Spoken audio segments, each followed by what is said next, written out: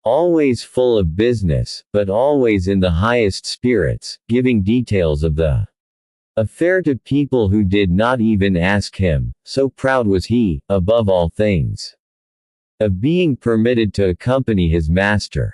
I have even a shrewd suspicion that what with showing the balloon, explaining the plans and views of the doctor, giving folks a glimpse of the latter, through a half-opened window, or pointing him out as he passed along the streets, the clever scamp earned a few half-crowns, but we must not find fault with him for that.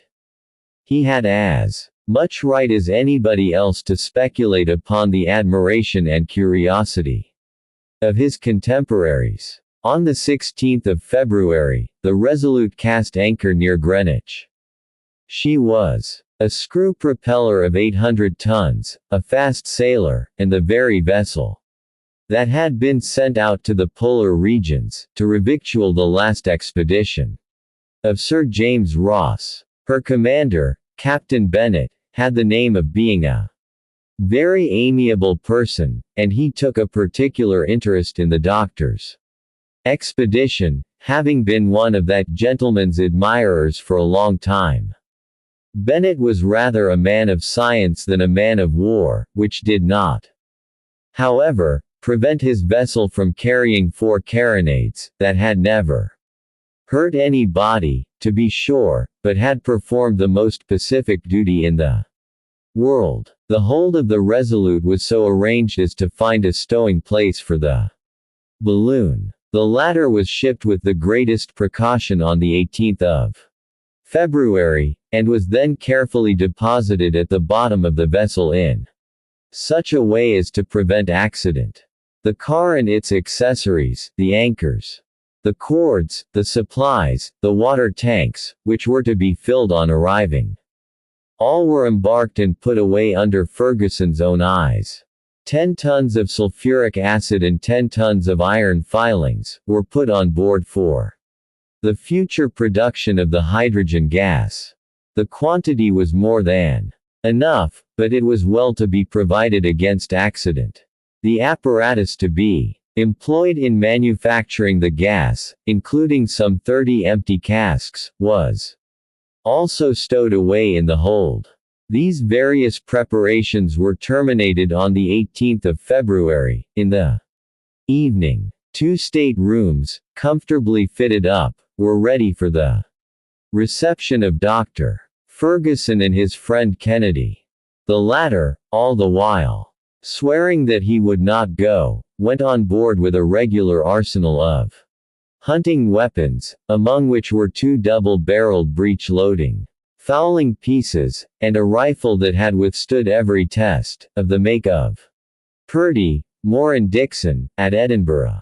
With such a weapon a marksman would find no difficulty in lodging a bullet in the eye of a chamois at the distance of 2,000 paces. Along with these implements, he had 2 of Colt's 6-shooters, for unforeseen emergencies.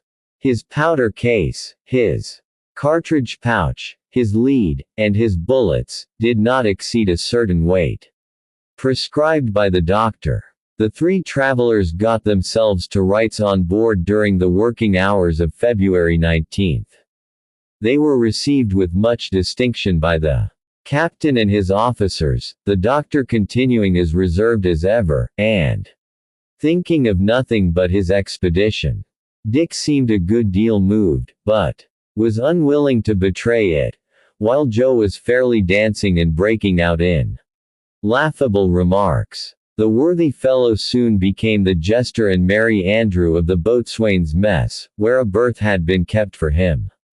On the 20th, a grand, numerous toasts, healths were drunk, in sufficient abundance to guarantee all the guests a lifetime of centuries. Sir Francis M. presided, with restrained but dignified feeling. To his own supreme confusion, Dick Kennedy came in for a large share in the jovial felicitations of the night. After having drunk to the intrepid Ferguson, the glory of England, they had to drink to the no less courageous Kennedy, his daring companion. Dick blushed a good deal, and that passed for modesty, whereupon the applause redoubled, and Dick blushed again. A message from the Queen arrived while they were at dessert. Her Majesty offered her compliments to the two travelers, and expressed her wishes for their safe and successful journey. This, of course, rendered imperative fresh toasts to Her Most Gracious Majesty. At midnight, after touching farewells and warm shaking of hands, the guests separated. The boats of the Resolute were in waiting at the stairs of Westminster Bridge. The captain leapt in, accompanied by his officers and passengers. And the rapid current of the Thames, aiding the strong arms of the rowers, bore them swiftly to Greenwich. In an hour's time all were asleep on board. The next morning, February 21st, at 3 o'clock, the furnaces began to roar. At 5, the anchors were weighed, and the Resolute, powerfully driven by her screw, began to plow the water toward the mouth of the Thames. It is needless to say that the topic of conversation with every one on board was Dr. Ferguson's enterprise. Seeing and hearing the doctor soon inspired everybody with such confidence that, in a very short time, there was no one, excepting the incredulous Scotchman, on the steamer who had the least doubt of the perfect feasibility and success of the expedition. During the long, unoccupied hours of the voyage, the doctor held regular sittings, with lectures on geographical science, in the office's mess room. These young men felt an intense interest in the discoveries made during the last 40 years. Barth, Burton, Speke, and Grant, and depicted the wonders of this vast, mysterious country, now thrown open on all sides to the investigations of science. On the north, the young Duveyrier was exploring Sahara, and bringing the chiefs of the Tuaregs to Paris. Under the inspiration of the French government, 2 expeditions were preparing, which, descending from the north, and coming from the west, would cross each other at Timbuktu. In the south, the indefatigable Livingstone was still advancing toward the equator, and, since March, 1862, he had, in company with Mackenzie, ascended the river Rovuma. The 19th century would assuredly not pass, contended the doctor, without Africa having been compelled to surrender the secrets she has kept locked up in her bosom for 6,000 years. But the interest of Dr. Ferguson's hearers was excited to the highest pitch when he made known to them, in detail, the preparations for his own journey. They took pleasure in verifying his calculations, they discussed them, and the doctor frankly took part in the discussion. As a general thing, they were surprised at the limited quantity of provision that he took with him, and one day one of the officers questioned him on that subject. "That peculiar point astonishes you, does it?" said Ferguson. "It does, indeed. But how long do you think my trip is going to last?" "Whole months. If so, you are greatly mistaken. Were it to be a long one, we should be lost. We should never get back. But you must know that the distance from Zanzibar to the coast of Senegal is only 3,500, say 4,000 miles. Well, at the rate of 240 miles every 12 hours. Which does not come near the rapidity of our railroad trains. By traveling day and night, it would take only 7 days to cross Africa. But then you could see nothing, make no geographical observations, or reconnoiter the face of the country." "Ah," replied the doctor, "if I am master of my balloon, if I can ascend and descend at will, I shall stop when I please, especially when too violent currents of air threaten to carry me out of my way with them." "And you will encounter such," said Captain Bennett. "There are tornadoes that sweep at the rate of more than 240 miles per hour. You see, then, that with such speed as that, we could cross Africa in 12 hours. One would rise at Zanzibar, and go to bed at St. Louis. But, rejoined the officer, could any balloon withstand the wear and tear of such velocity? It has happened before, replied Ferguson. And the balloon withstood it perfectly well. It was at the time of the coronation of Napoleon, in 1804. The aeronaut, Gernerin, sent up a balloon at Paris, about 11 o'clock in the evening. It bore the following inscription, in letters of gold.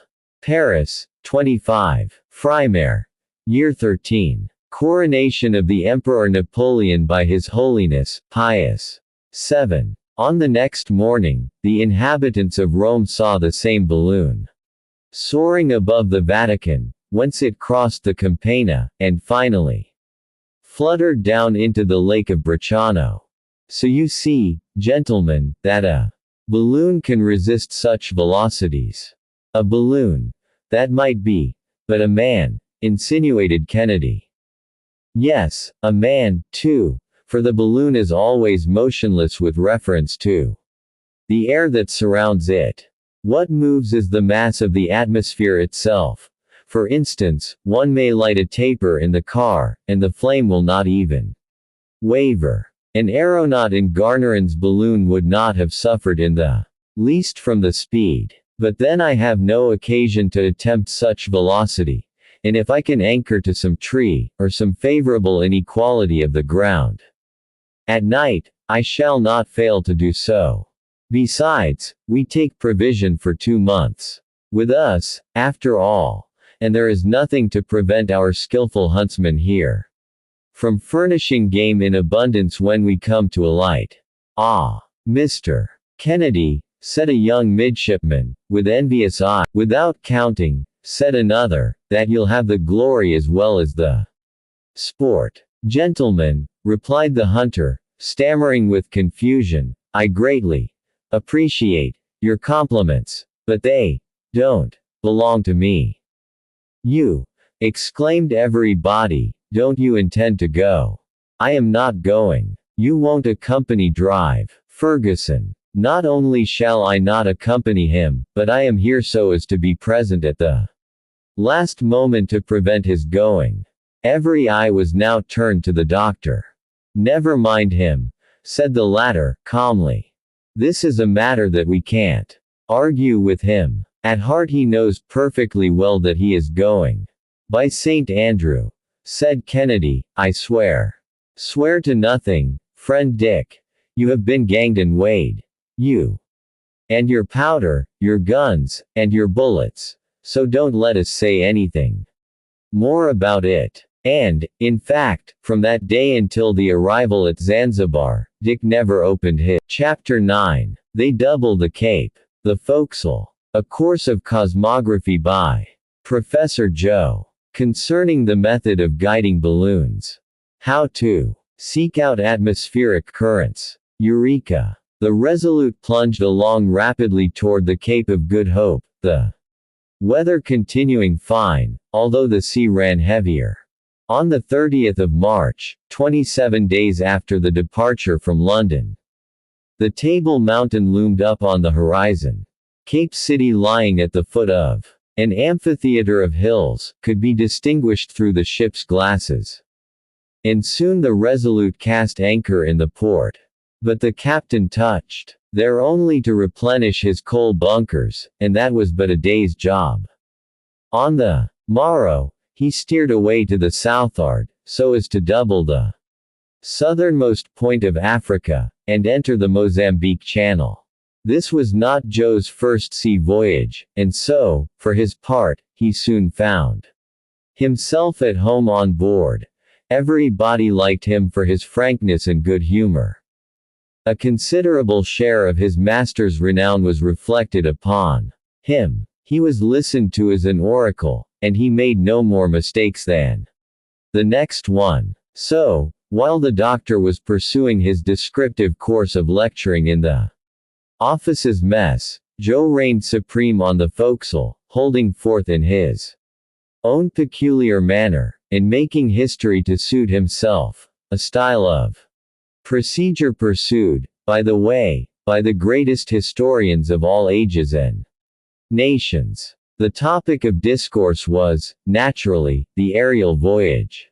Joe had experienced some trouble in getting the rebellious spirits to believe in it, but, once accepted by them, nothing connected with it was any longer an impossibility. To the imaginations of the seamen stimulated by Joe's harangues, our dazzling narrator persuaded his hearers that, after this trip, many others, still more wonderful, would be undertaken. In fact, it was to be but the first of a long series of superhuman expeditions. You see, my friends, when a man has had a taste of that kind of traveling, he can't get along afterward with any other. So, on our next expedition, instead of going off to one side, we'll go right ahead, going up, too, all the time. Humph. Then you'll go to the moon, said one of the crowd, with a stare of amazement. To the moon, exclaimed Joe, to the moon. Pooh, that's too common. Everybody might go to the moon, that way.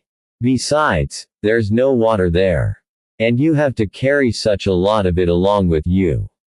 Then you have to take air along in bottles, so as to breathe. Aye, that's all right. But can a man get a drop of the real stuff there? Said a sailor who liked his toddy. Not a drop, was Joe's answer. No, old fellow, not in the moon. But we're going to skip round among those little twinklers up there, the stars, and the splendid planets that my old man so often talks about. For instance, we'll commence with Saturn. That one with the ring? Asked the bosun. Yes, the wedding ring, only no one knows what's become of his wife. What? Will you go so high up as that? Said one of the ship boys, gaping with wonder. Why, your master must be old Nick himself. Oh, no, he's too good for that.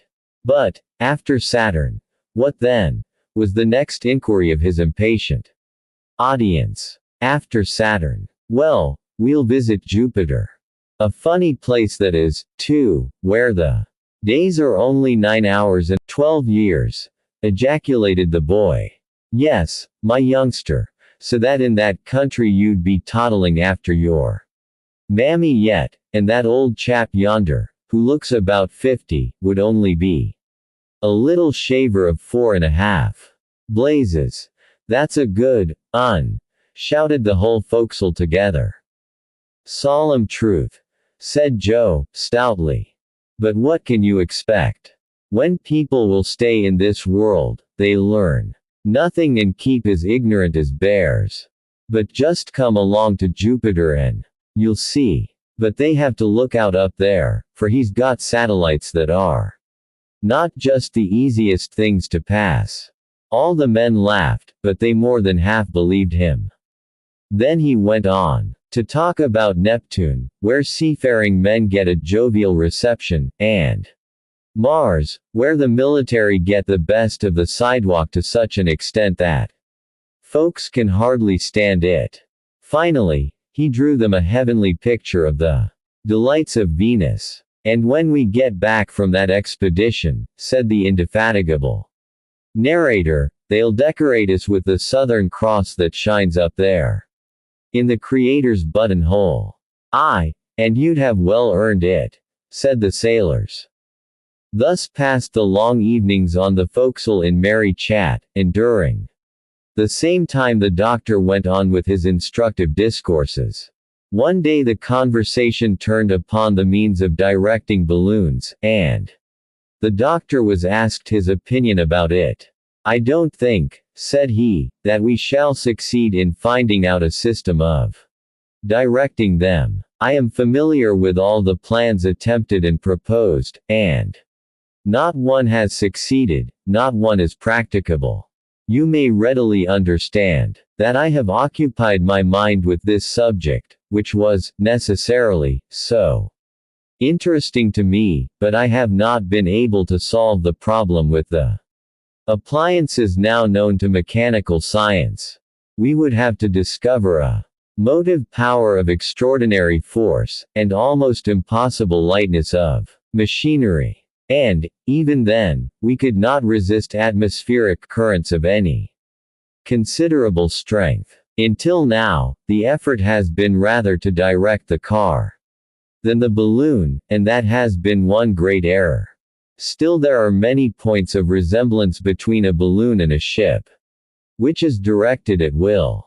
Not at all, retorted the doctor, there is little or no similarity between the two cases. Air is infinitely less dense than water, in which the ship is only half submerged, while the whole bulk of a balloon is plunged in the atmosphere and remains motionless with reference to the element that surrounds it. You think, then, that aerostatic science has said its last word? Not at all. Not at all. But we must look for another point in the case, and if we cannot manage to guide our balloon, we must, at least, try to keep it in favorable aerial currents. In proportion as we ascend, the latter become much more uniform and flow more constantly in one direction.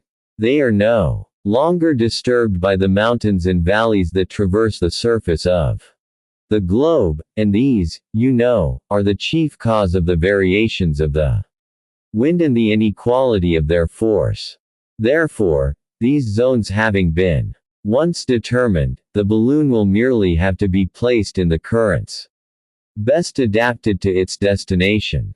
But then, continued Captain Bennet, in order to reach them, you must keep constantly ascending or descending.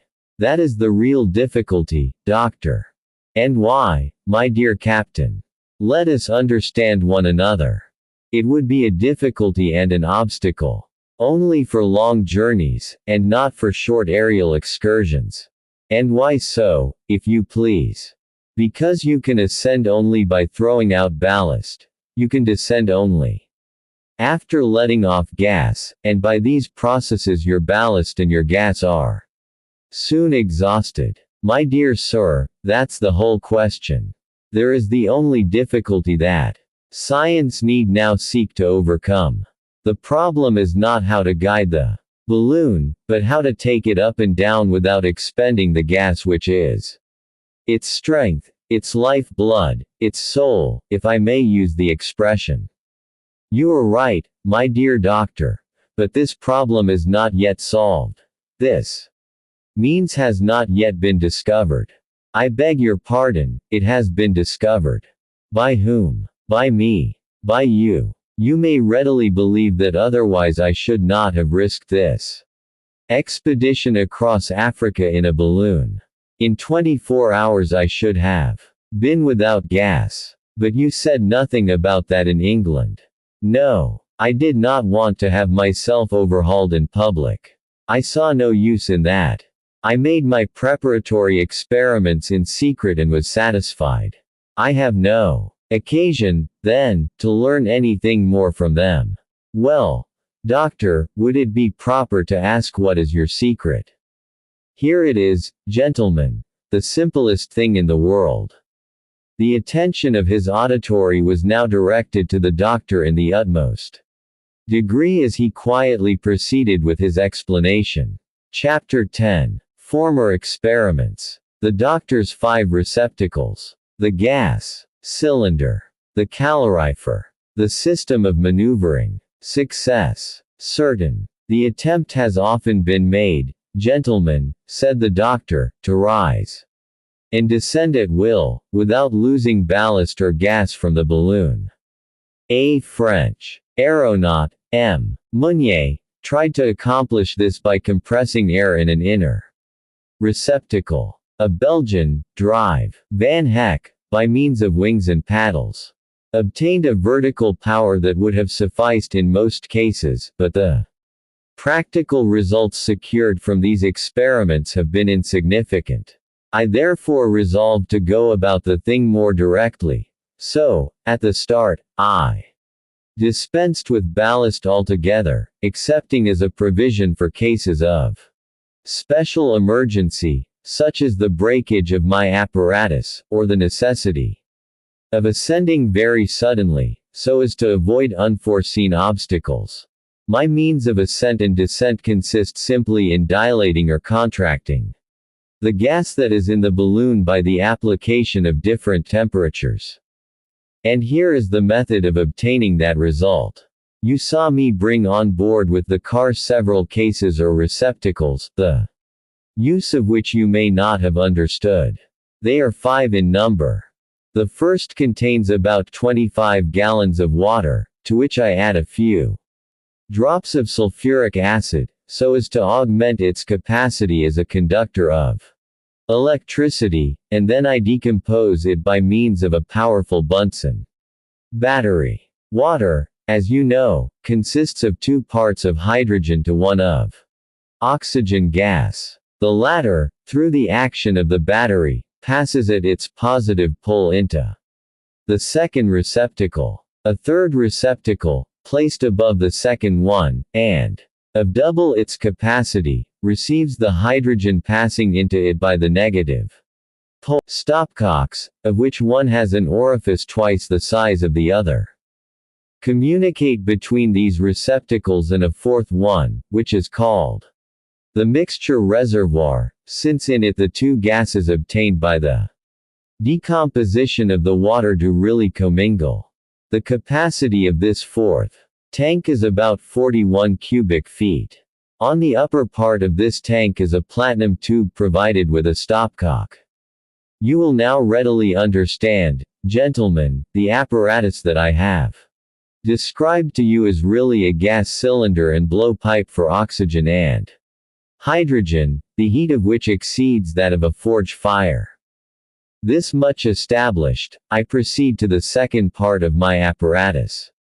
From the lowest part of my balloon, which is hermetically closed, issue 2 tubes, a little distance apart. The one starts among the upper layers of the hydrogen gas, the other amid the lower layers.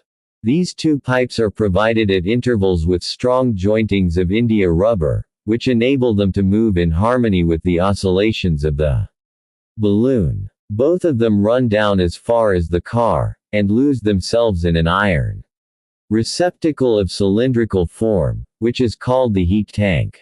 The latter is closed at its 2 ends by 2 strong plates of the same metal. The pipe running from the lower part of the balloon runs into this cylindrical receptacle through the lower plate. It penetrates the latter and then takes the form of a helicoidal or screw-shaped spiral, the rings of which, rising one over the other, occupy nearly the whole of the height of the tank. Before again issuing from it, this spiral runs into a small cone with a concave base, that is turned downward in the shape of a spherical cap.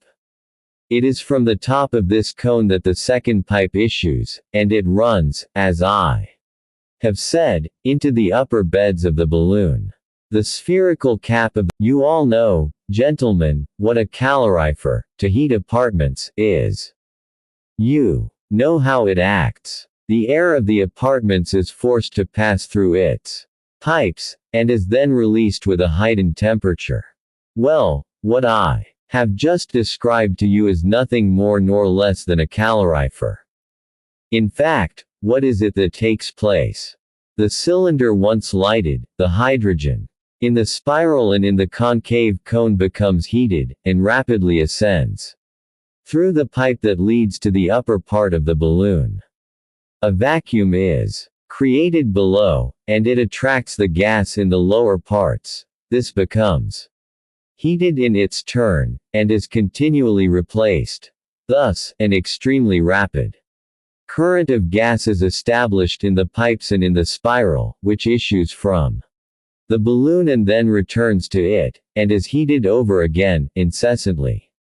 Now, the cases increase 1480 of their volume for each degree of heat applied. If, then, I force the temperature 18 degrees, the hydrogen of the Balloon will dilate 18,480 or 1614 cubic feet, and will, therefore, displace 1614 more cubic feet of air, which will increase its ascensional power by 160 pounds. This is equivalent to throwing out that weight of ballast.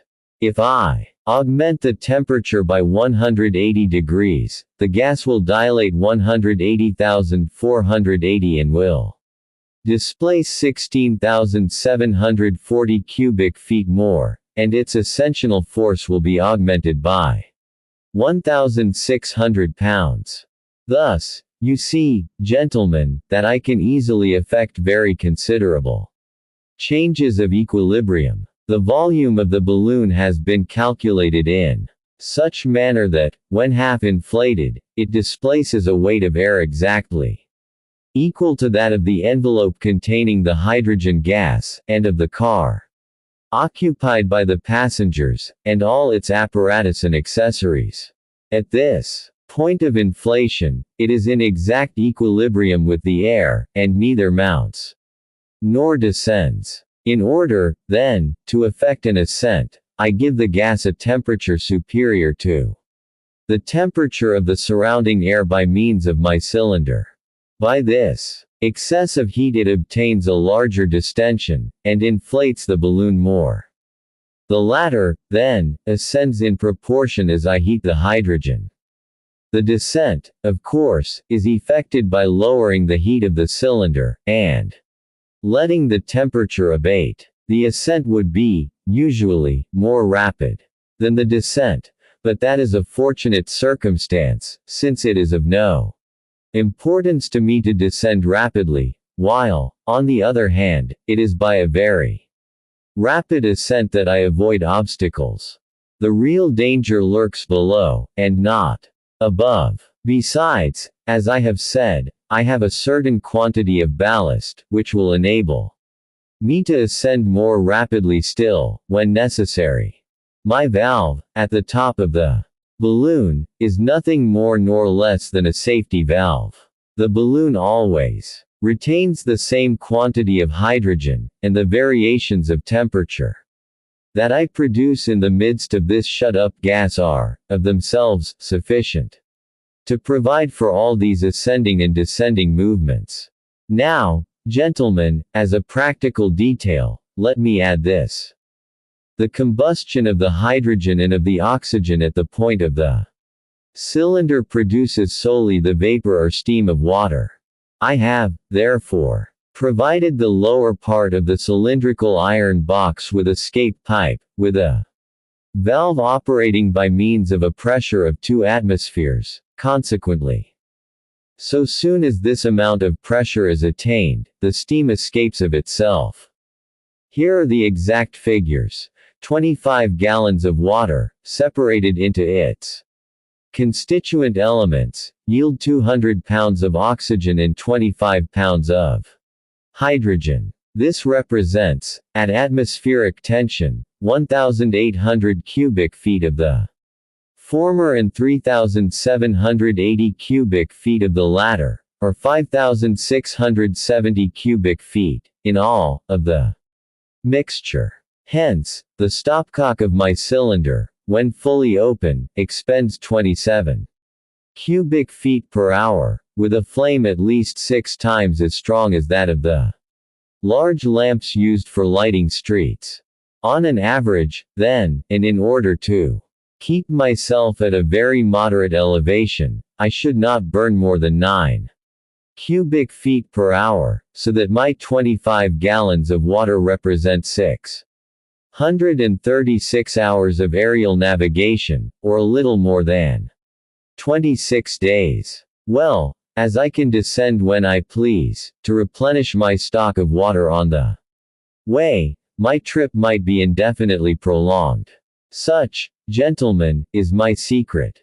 It is simple, and, like most simple things, it can temperature, and a cylinder to generate the heat, are neither inconvenient nor heavy. I think, therefore, that I have combined all the elements of success. Dr. Ferguson here terminated his discourse, and was most heartily applauded. There was not an objection to make to it. All had been foreseen and decided. However, said the captain, the thing may prove dangerous. What matters that, replied the doctor. Chapter 11. The arrival at Zanzibar. The English consul. Ill-will of the inhabitants. The island of Kombeni. The rain-makers. Inflation of the balloon. Departure on the 18th of April. The last goodbye. The Victoria. An invariably favorable wind had accelerated the progress of the Resolute toward the place of her destination. The navigation of the Mozambique Channel was especially calm and pleasant. The agreeable character of the trip by sea was regarded as a good omen of the probable issue of the trip through the air. Every one looked forward to the hour of arrival, and sought to give the last touch to the doctor's preparations. At length the vessel hove in sight of the town of Zanzibar, upon the island of the same name, and, on the 15th of April, at 11 o'clock in the morning, she anchored in the port. The island of Zanzibar belongs to the Imam of Muscat, an ally of France and England, and is, undoubtedly, his finest settlement. The port is frequented by a great many vessels from the neighboring countries. The island is separated from the African coast only by a channel, the greatest width of which is but 30 miles. It has a large trade in gums, ivory, and, above all, in ebony, for Zanzibar is the great slave market. Thither converges all the booty captured in the battles which the chiefs of the interior are continually fighting. This traffic extends along the whole eastern coast, and as far as the Nile latitudes. Mr.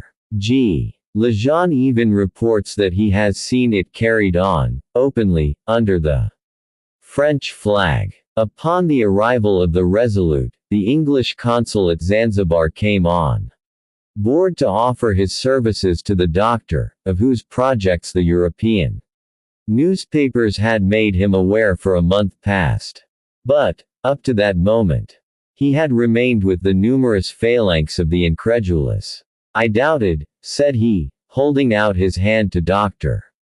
Ferguson, but now I doubt no longer.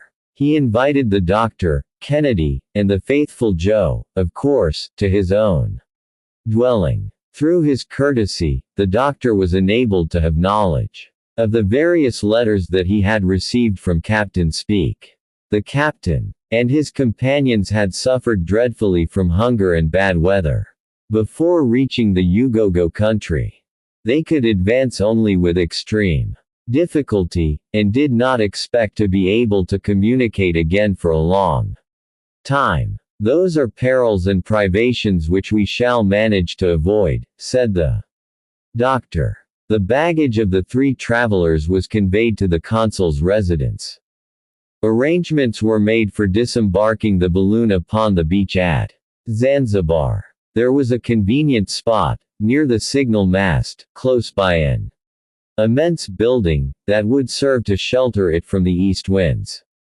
This huge tower, resembling a tun standing on one end, beside which the famous Heidelberg tun would have seemed but a very ordinary barrel, served as a fortification, and on its platform were stationed Baluchis, armed with lances. These Baluchis are a kind of brawling, good-for-nothing Janizaries. But, when about to land the balloon, the consul was informed that the population of the island would oppose their doing so by force.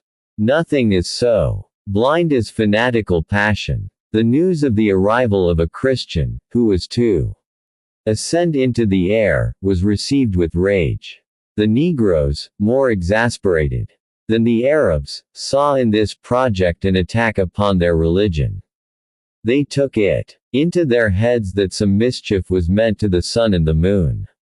Now, these 2 luminaries are objects of veneration to the African tribes, and they determined to oppose so sacrilegious an enterprise. The consul, informed of their intentions, "We shall certainly come out winners," he said. "Even the Imam's soldiers will lend us a hand, if we need it. But, my dear captain, an accident may happen in a moment, and it would require but one unlucky blow to do the balloon an irreparable injury, so that the trip would be totally defeated. Therefore we must act with the greatest caution. But what are we to do? If we land on the coast of Africa, we shall encounter the same difficulties. What are we to do?" "Nothing is more simple," replied the consul. "You observe those small islands outside of the port, land your balloon on one of them, surround it with a guard of sailors, and you will have no risk to run." "Just the thing," said the doctor, "and we shall be entirely at our ease in completing our preparations." The captain yielded to these suggestions, and the Resolute was headed for the island of Combeni. During the morning of the 16th of April, the balloon was placed in safety in the middle of a clearing in the great woods, with which the soil is studded. 2 masts, 80 feet in height, were raised at the same distance from each other. Blocks and tackle, placed at their extremities, afforded the means of elevating the balloon, by the aid of a transverse rope. It was then entirely uninflated. The interior balloon was fastened to the exterior one, in such manner as to be lifted up in the same way. To the lower end of each balloon were fixed the pipes that served to introduce the hydrogen gas. The whole day, on the 17th, was spent in arranging the apparatus destined to produce the gas. It consisted of some 30 casks, in which the decomposition of water was effected by means of iron filings and sulfuric acid placed together in a large quantity of the first named fluid. The hydrogen passed into a huge central cask, after having been washed on the way, and thence into each balloon by the conduit pipes. In this manner each of them received a certain accurately ascertained quantity of gas. For this purpose, there had to be employed 1,866 pounds of sulfuric acid. Commenced on the following night, about 3 a.m. and lasted nearly 8 hours. The next day, the balloon, covered with its network, undulated gracefully above its car, which was held to the ground by numerous sacks of earth. The inflating apparatus was put together with extreme care, and the pipes issuing from the balloon were securely fitted to the cylindrical case. The anchors, the cordage, the instruments, the traveling wraps, the awning, the provisions, and the arms, were put in the place assigned to them in the car. The supply of water was procured at Zanzibar.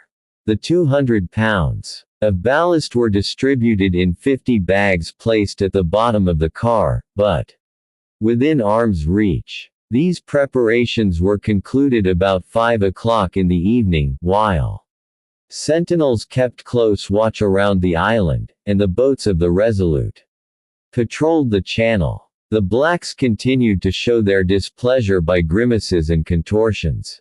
Their obi men, or wizards, went up and down among the angry throngs, pouring fuel on the flame of their fanaticism, and some of the excited wretches, more furious and daring than the rest, attempted to get to the island by swimming, but they were easily driven off. Thereupon the sorceries and incantations commenced. The rain-makers, who pretend to have control over the clouds, invoked the storms and the stone showers, as the blacks call hail, to their aid. To compel them to do so, they plucked leaves of all the different trees that grow in that country, and boiled them over a slow fire, while, at the same time, a sheep was killed by thrusting a long needle into its heart. But, in spite of all their ceremonies, the sky remained clear and beautiful, and they profited nothing by their slaughtered sheep and their ugly grimaces. The blacks then abandoned themselves to the most furious orgies, and got fearfully drunk on tembo, a kind of ardent spirits drawn from the coconut. About 6 o'clock in the evening, the captain assembled the travelers and the officers of the ship at a farewell repast in his cabin. Kennedy, whom nobody ventured to question now, sat with his eyes riveted on Dr.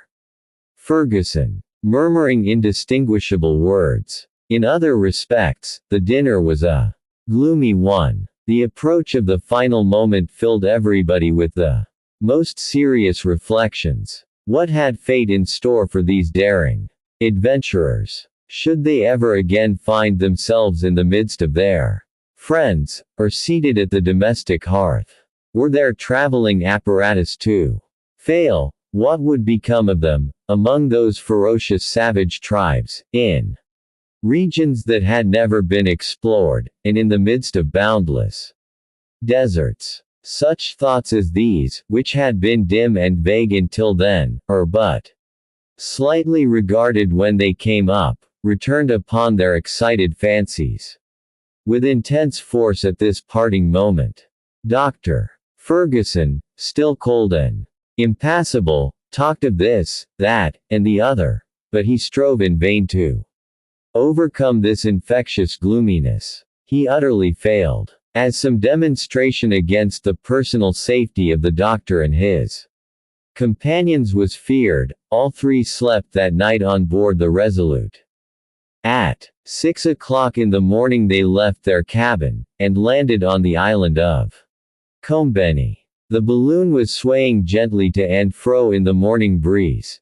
The sandbags that had held it down were now replaced by some 20 strong-armed sailors, and Captain Bennett and his officers were present to witness the solemn departure of their friends. At this moment Kennedy went right up to the doctor, grasped his hand, and said, "Samuel, have you absolutely determined to go?" "Solemnly determined, my dear Dick. I have done everything that I could to prevent this expedition, have I not?" "I was sure you would," said the doctor, betraying in his features swift traces of emotion. At last the moment of final leave-taking arrived. The captain and his officers embraced their dauntless friends with great feeling, not excepting even Joe, who, worthy fellow, was as proud and happy as a prince.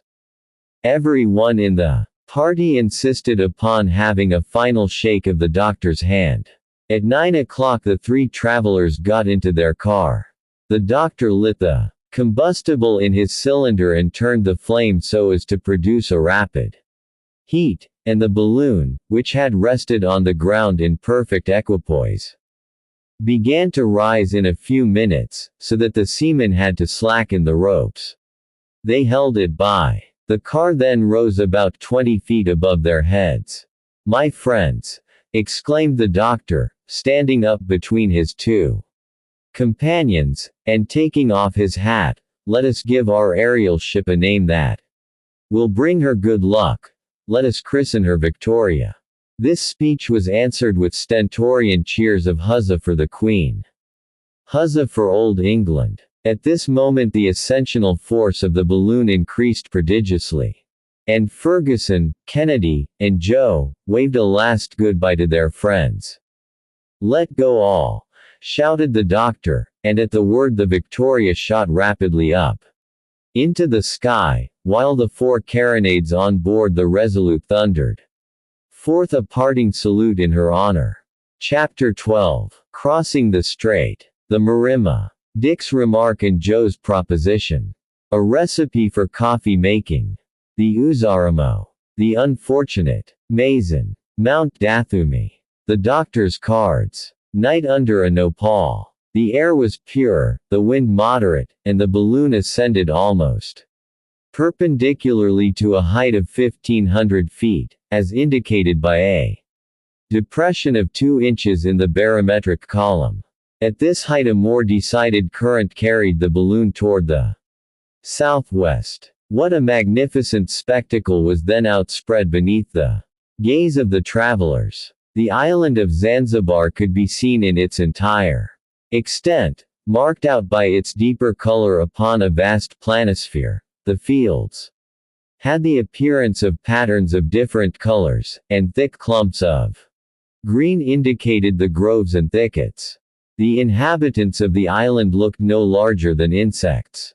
The huzzing and shouting were little by little lost in the distance, and only the discharge of the ship's guns could be heard in the concavity beneath the balloon, as the latter sped on its flight.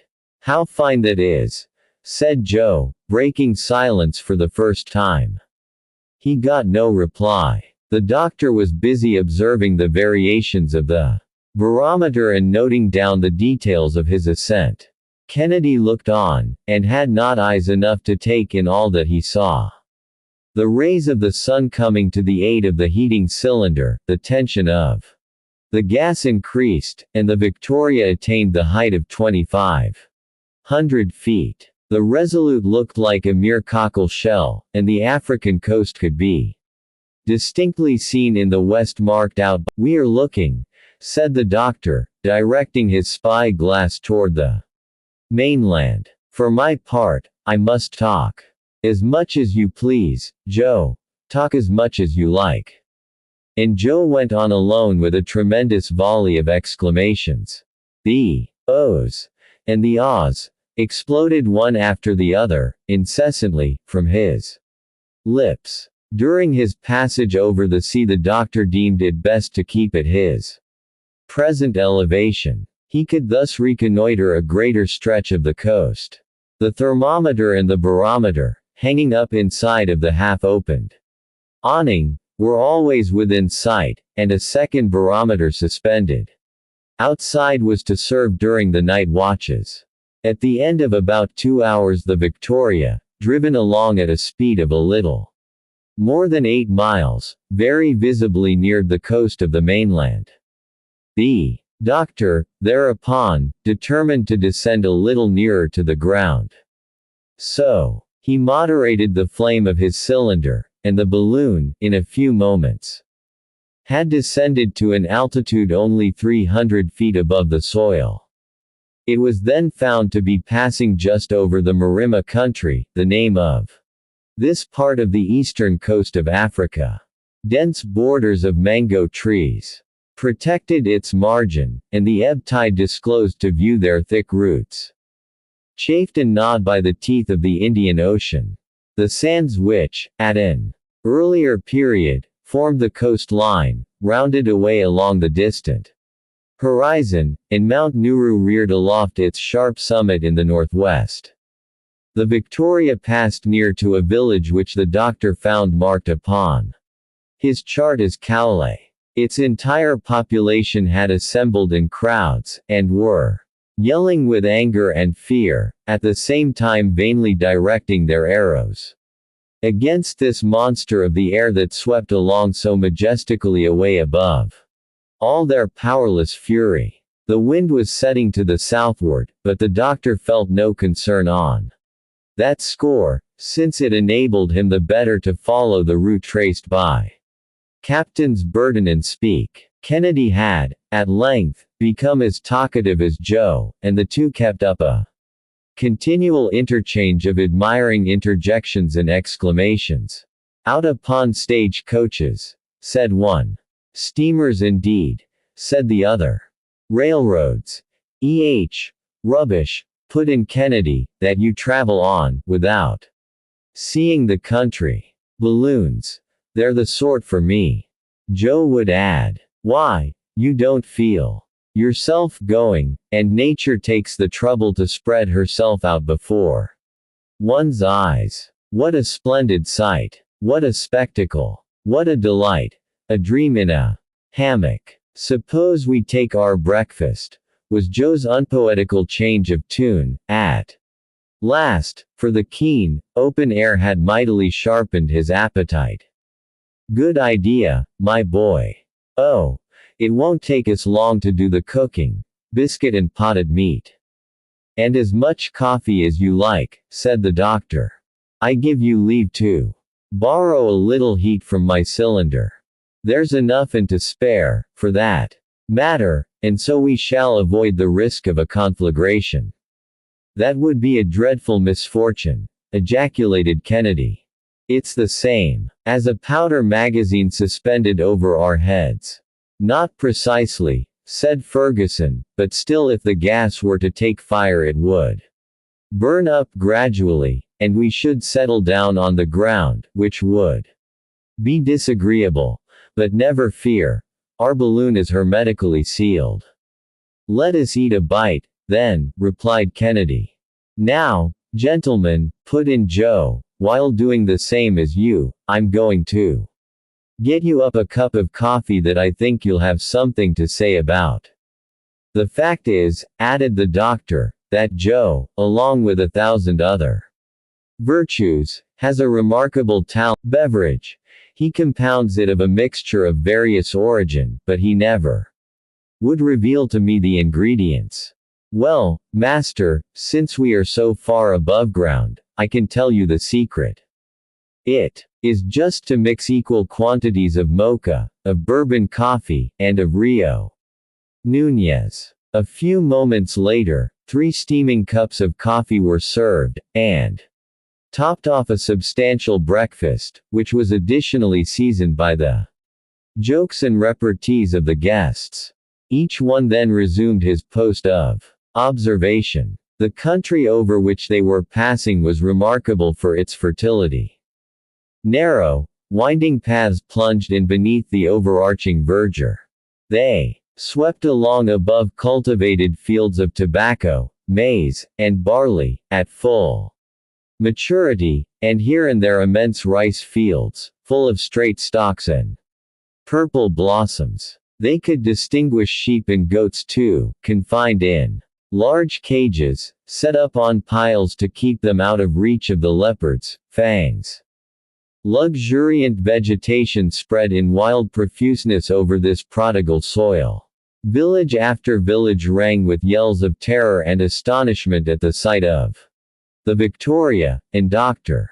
Ferguson prudently kept her above the reach of the barbarian arrows. The savages below, thus baffled, ran together from their huddle of huts and followed the travelers with their vain imprecations while they remained in sight. At noon, the doctor, upon consulting his map, calculated that they were passing over the Uzaramo country. The soil was thickly studded with coconut, pawpaw, and cottonwood trees, above which the balloon seemed to disport itself like a bird. Joe found this splendid vegetation a matter of course, seeing that they were in Africa. Kennedy descried some hares and quails that asked nothing better than to get a good shot from his fowling piece, but it would have been powder wasted. The aeronauts swept on with the speed of 12 miles per hour, and soon were passing in 38 degrees 20 minutes east longitude, over the village of Tounda. It was there, said the doctor, that Burton and Speke were seized with violent fevers, and for a moment thought their expedition ruined. And yet, they were only a short distance from the coast, but fatigue and privation were beginning to tell upon them severely. In fact, there is a perpetual malaria reigning throughout the country in question. Even the doctor could hope to escape its effects only by rising above the range of the miasma that exhales from this damp region whence the blazing rays of the sun pump up its poisonous vapors. Once in a while, they could descry a caravan resting in a kraal, awaiting the freshness and cool of the evening to resume its route. These kraals are wide patches of cleared land, surrounded by hedges and jungles, where traders take shelter against not only the wild beasts, but also the robber tribes of the country. They could see the natives running and scattering in all directions at the sight of the Victoria. Kennedy was keen to get a closer look at them, but the doctor invariably held out against the idea.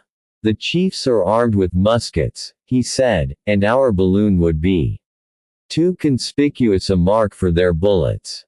Would a bullet hole bring us down? Asked Joe. Not immediately, but such a hole would soon become a large torn orifice, through which our gas would escape. Then, let us keep at a respectful distance from yon miscreants. What must they think as they see us sailing in the air? I'm sure they must feel like worshipping us. Let them worship away, then, replied the doctor, but at a distance. There is no harm done in getting as far away from them as possible. See, the country is already changing its aspect. The villages are fewer and farther between. The mango trees have disappeared, for their growth ceases. Yes, said Kennedy, it seems to me that I can see some high land on this side. In the west, those are the nearest ranges of the Aurazara. Mount Duthumi, no doubt, behind which I hope to find shelter for the night. I'll stir up the heat in the cylinder a little, for we must keep at an elevation of 500 or 600 feet. That was a grand idea of yours, sir, said Joe. It's mighty easy to manage it. You turn a cock, and the thing's done. Ah, here we are more at our ease, said the sportsman, as the balloon ascended. The reflection of the sun on those red sands was getting to be insupportable. What splendid trees, cried Joe. They're quite natural, but they are very fine. Why, a dozen of them would make a forest. Those are baobabs, replied Drive Ferguson. See, there's one with a trunk fully 100 feet in circumference. It was, perhaps, at the foot of that very tree that Mason, the French traveler, expired in 1845, for we are over the village of Dehi la Mhora, to which he pushed on alone. He was seized by the chief of this region, fastened to the foot of a baobab, and the ferocious black then severed all his joints while the war song of his tribe was chanted. He then made a gash in the prisoner's neck, stopped to sharpen his knife, and fairly tore away the poor wretch's head before it had been cut from the body. The unfortunate Frenchman was but 26 years of age. And France has never avenged so hideous a crime, said Kennedy. France did demand satisfaction, and the Sedd of Zanzibar did all in his power to capture the murderer, but in vain. I move that we don't stop here, urged Joe. Let us go up, master, let us go up higher by all means. All the more willingly, Joe, that there is Mount Duthumi right ahead of us.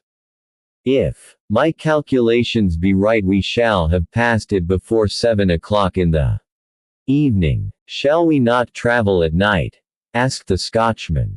No, as little as possible. With care and vigilance we might do so safely, but it is not enough to sweep across Africa. We want to see it. Up to this time we have nothing to complain of, master. The best cultivated and most fertile country in the world instead of a desert. Believe the geographers after that. Let us wait, Joe. We shall see by and by. About 6:30 in the evening the Victoria was directly opposite Mount Duthumi. In order to pass, it had to ascend to a height of more than 3,000 feet, and to accomplish that the doctor had only to raise the temperature of his gas 18 degrees. It might have been correctly said that he held his balloon in his hand. Kennedy had only to indicate to him the obstacles to be surmounted, and the Victoria sped through the air, skimming the summits of the range.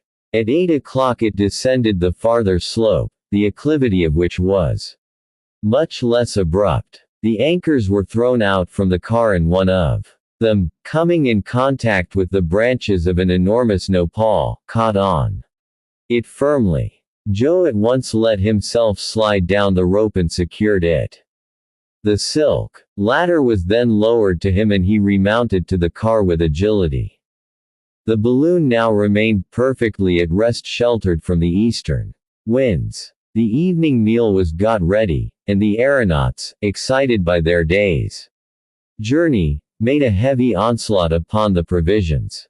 "What distance have we traversed today?" asked Kennedy, disposing of some alarming mouthfuls. The doctor took his bearings, by means of lunar observations, and consulted the excellent map that he had with him for his guidance. It belonged to the Atlas of der Neuster-Entdeckungen in Africa, the latest discoveries in Africa, published at Gotha by his learned friend Soden, according to Dr. Barth, the Lower Senegal, according to Guillaume Lejeune, and the Delta of the Niger, by Dr. Blakey. Ferguson had also provided himself with a work which combined in one compilation all the notions already acquired concerning the Nile.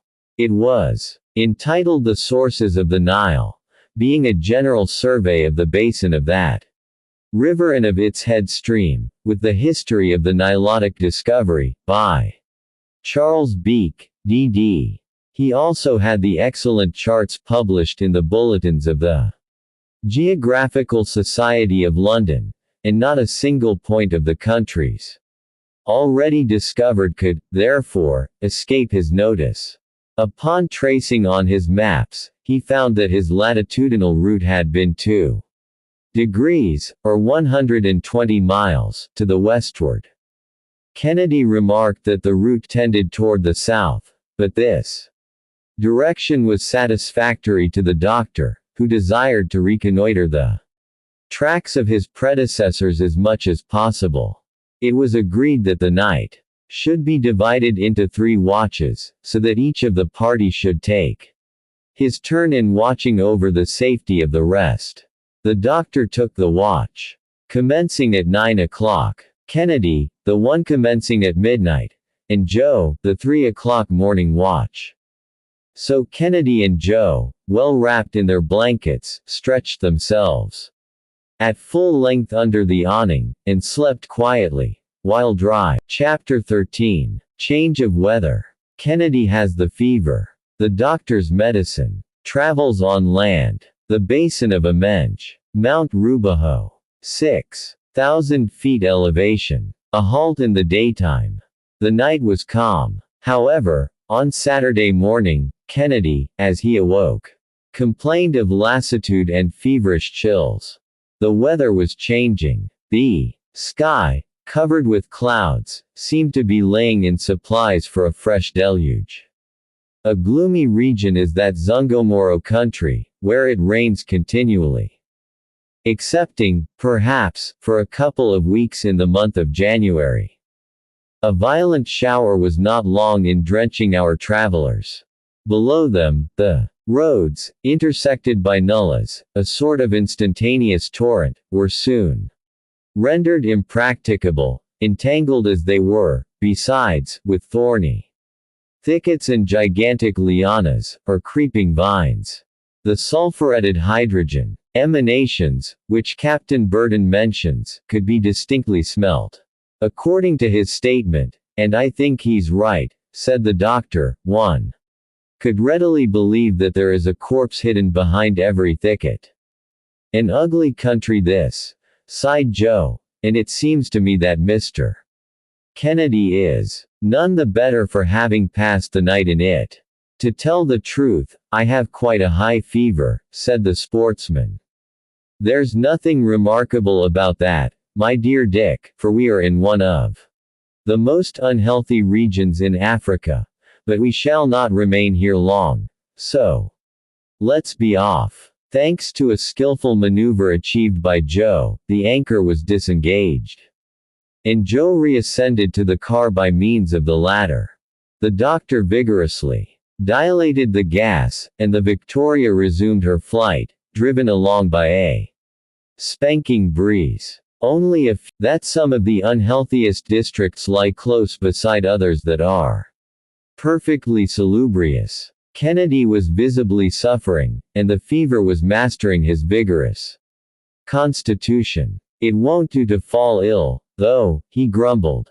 And so saying, he wrapped himself in a blanket, and lay down under the awning.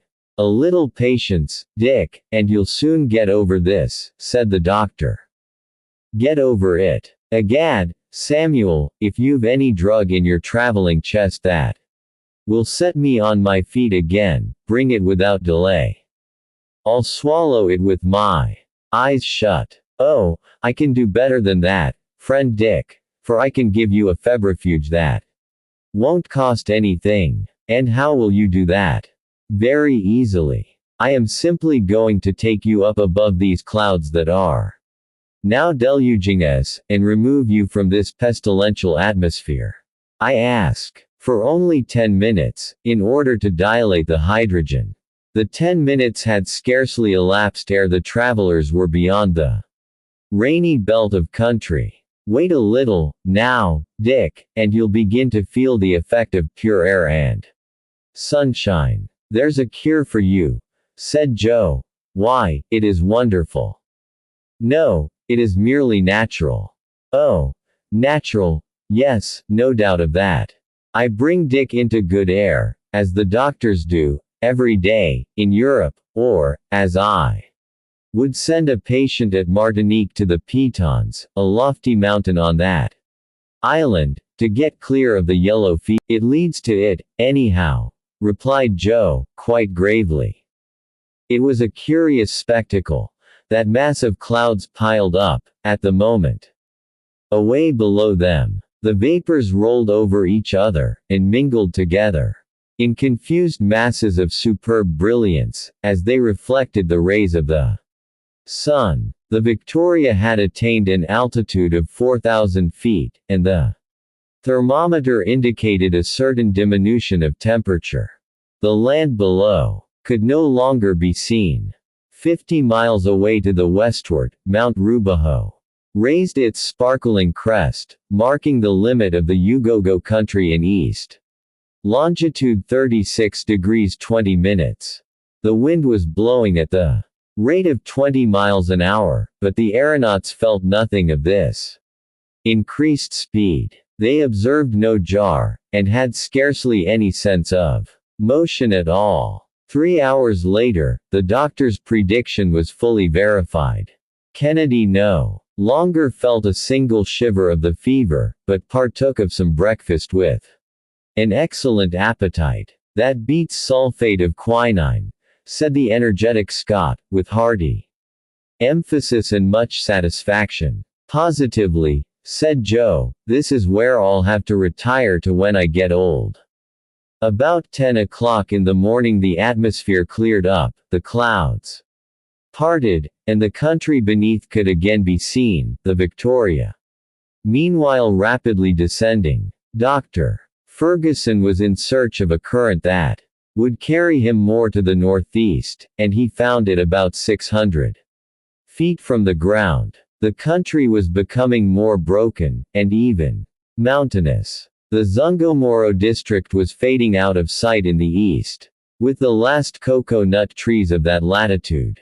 Ere long, the crests of a mountain range assumed a more decided prominence. A few peaks rose here and there, and it became necessary to keep a sharp lookout for the pointed cones that seemed. It's a jolly way to travel, anyhow, said Joe, with his usual flow of spirits. In fact, the doctor managed his balloon with wondrous dexterity. Now, if we had been compelled to go afoot over that drenched soil, said he, we should still be dragging along in a pestilential mire. Since our departure from Zanzibar, half our beasts of burden would have died with fatigue. We should be looking like ghosts ourselves, and despair would be seizing on our hearts. We should be in continual squabbles with our guides and porters, and completely exposed to their unbridled brutality. During the daytime, a damp, penetrating, unendurable humidity. At night, a cold, frequently intolerable, and the stings of a kind of fly whose bite pierces the thickest cloth, and drives the victim crazy. All this, too, without saying anything about wild beasts and ferocious native tribes. I move that we don't try it, said Joe, in his droll way.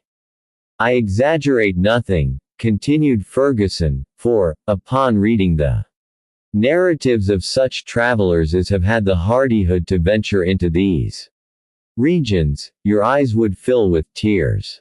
About 11 o'clock they were passing over the basin of Amenge, and the tribes scattered over the adjacent hills were impotently menacing the Victoria with their weapons. Finally, she sped along as far as the last undulations of the country which precede Rubaho. These form the last and loftiest chain of the mountains of Usagara.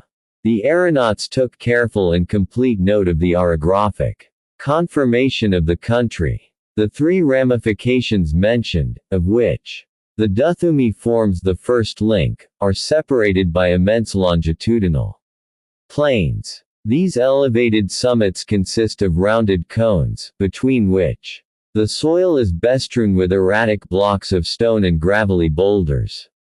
The most abrupt declivity of these mountains confronts the Zanzibar coast, but the western slopes are merely inclined plains.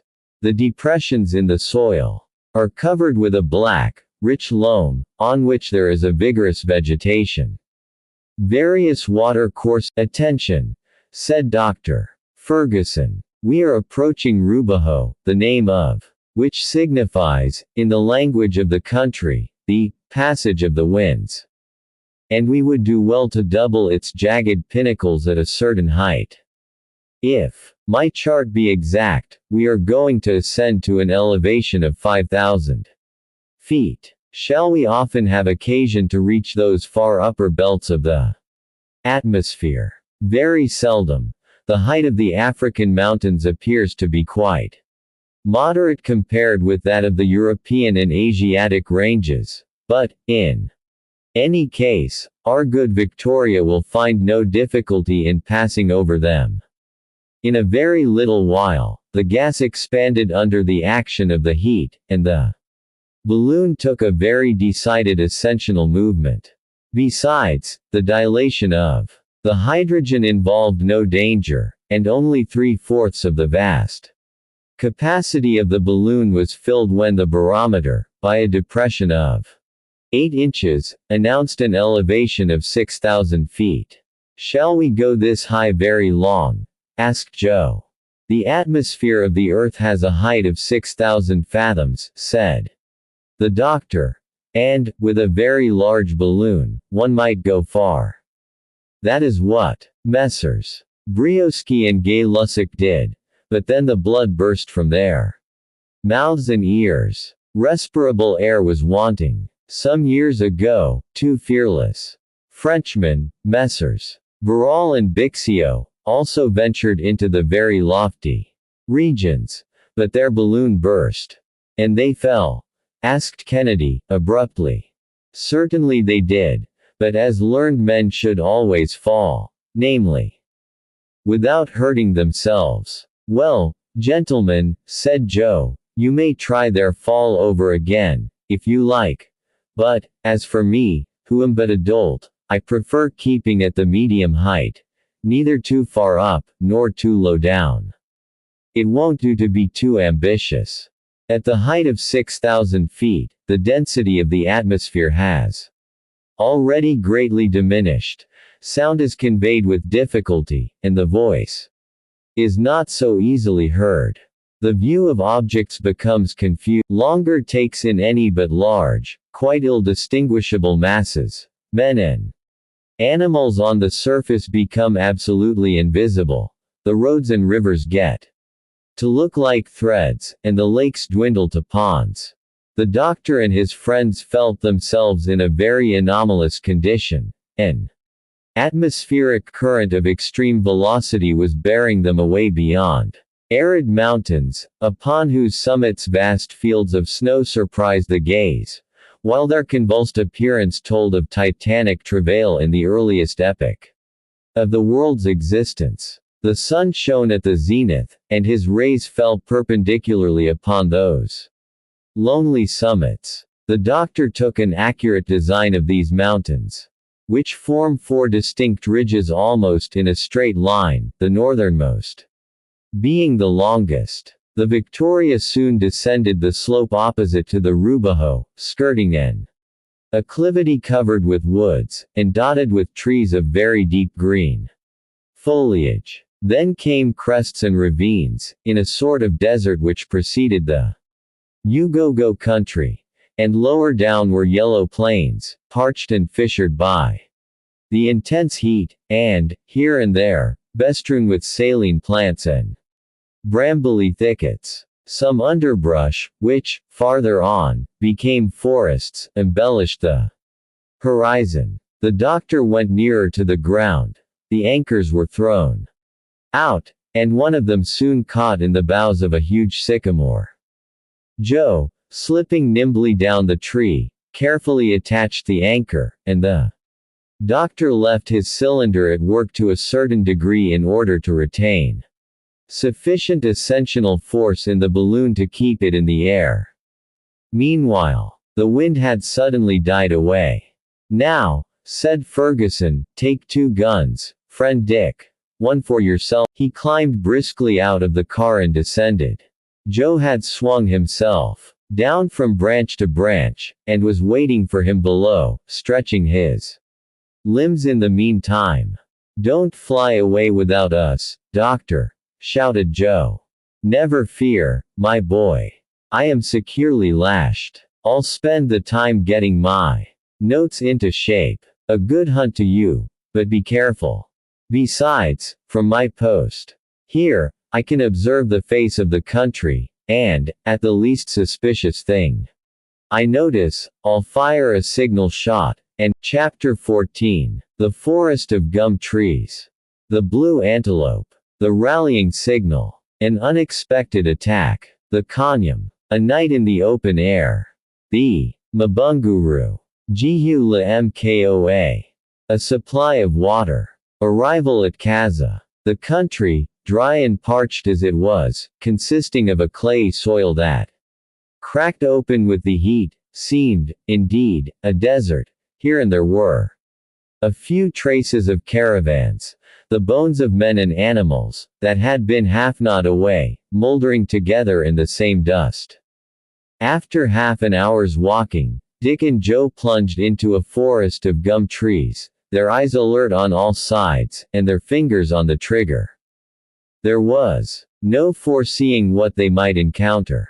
Without being a rifleman, Joe could handle firearms with no trifling dexterity. "A walk does one good, Mr. Kennedy, but this isn't the easiest ground in the world," he said, kicking aside some fragments of quartz with which the soil was bestrewn. Kennedy motioned to his companion to be silent and to halt. The present case compelled them to dispense with hunting dogs, and, no matter what Joe's agility might be, he could not be expected to have the scent of a setter or a greyhound. A herd of 12 antelopes were quenching their thirst in the bed of a torrent where some pools of water had lodged. The graceful creatures, snuffing danger in the breeze, seemed to be disturbed and uneasy. Their beautiful heads could be seen between every draught, raised in the air with quick and sudden motion as they sniffed the wind in the direction of R2. Hunters, with their flexible nostrils. Kennedy stole around behind some clumps of shrubbery, while Joe remained. The herd disappeared in the twinkling of an eye. One male antelope only, that was hit just behind the shoulder joint, fell headlong to the ground, and Kennedy leapt toward his booty. It was a blaubock, a superb animal of a pale bluish color shading upon the gray, but with the belly and the inside of the legs as white as the driven snow. "A splendid shot!" exclaimed the hunter.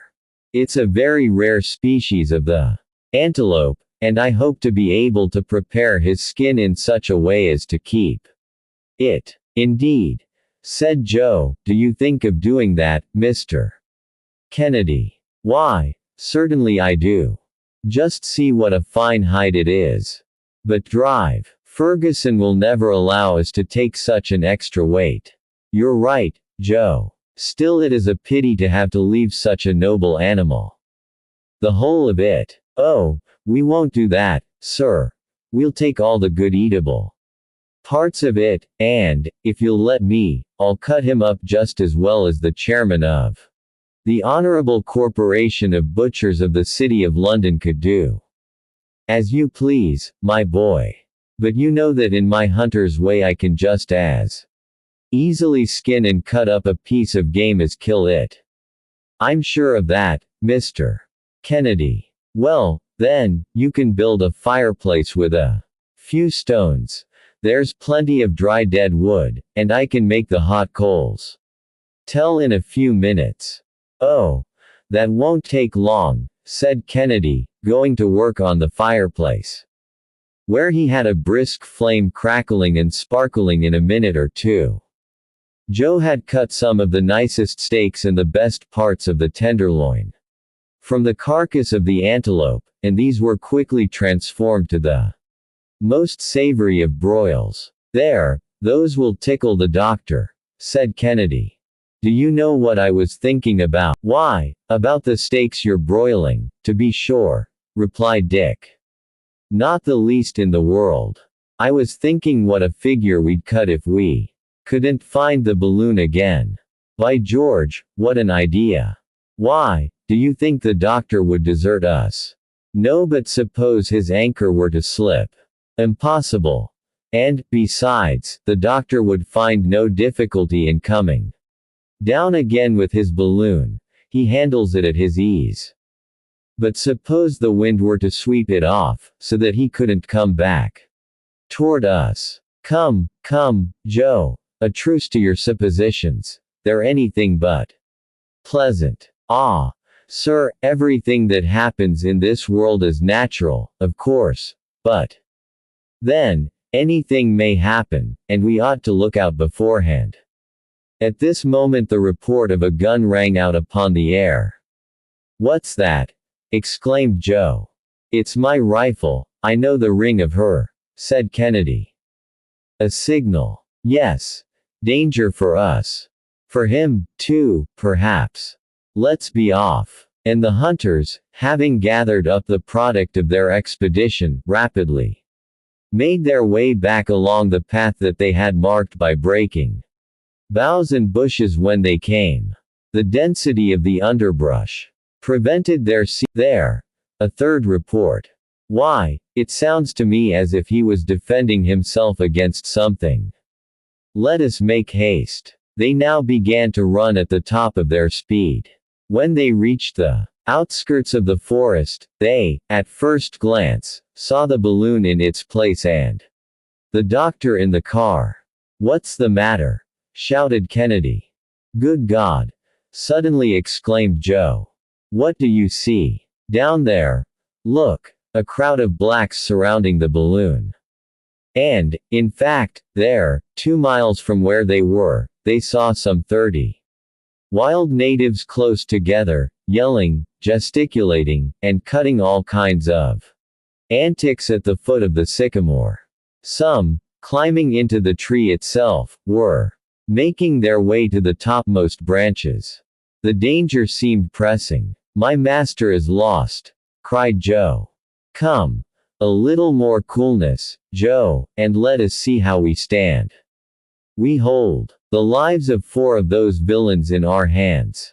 Forward, then. They had made a mile with headlong speed, when another report was heard from the car. The shot had, evidently, told upon a huge black demon, who had been hoisting himself up by the anchor rope.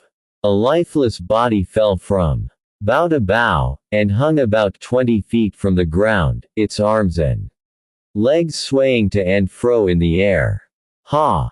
Said Joe, halting, what does that fellow hold by?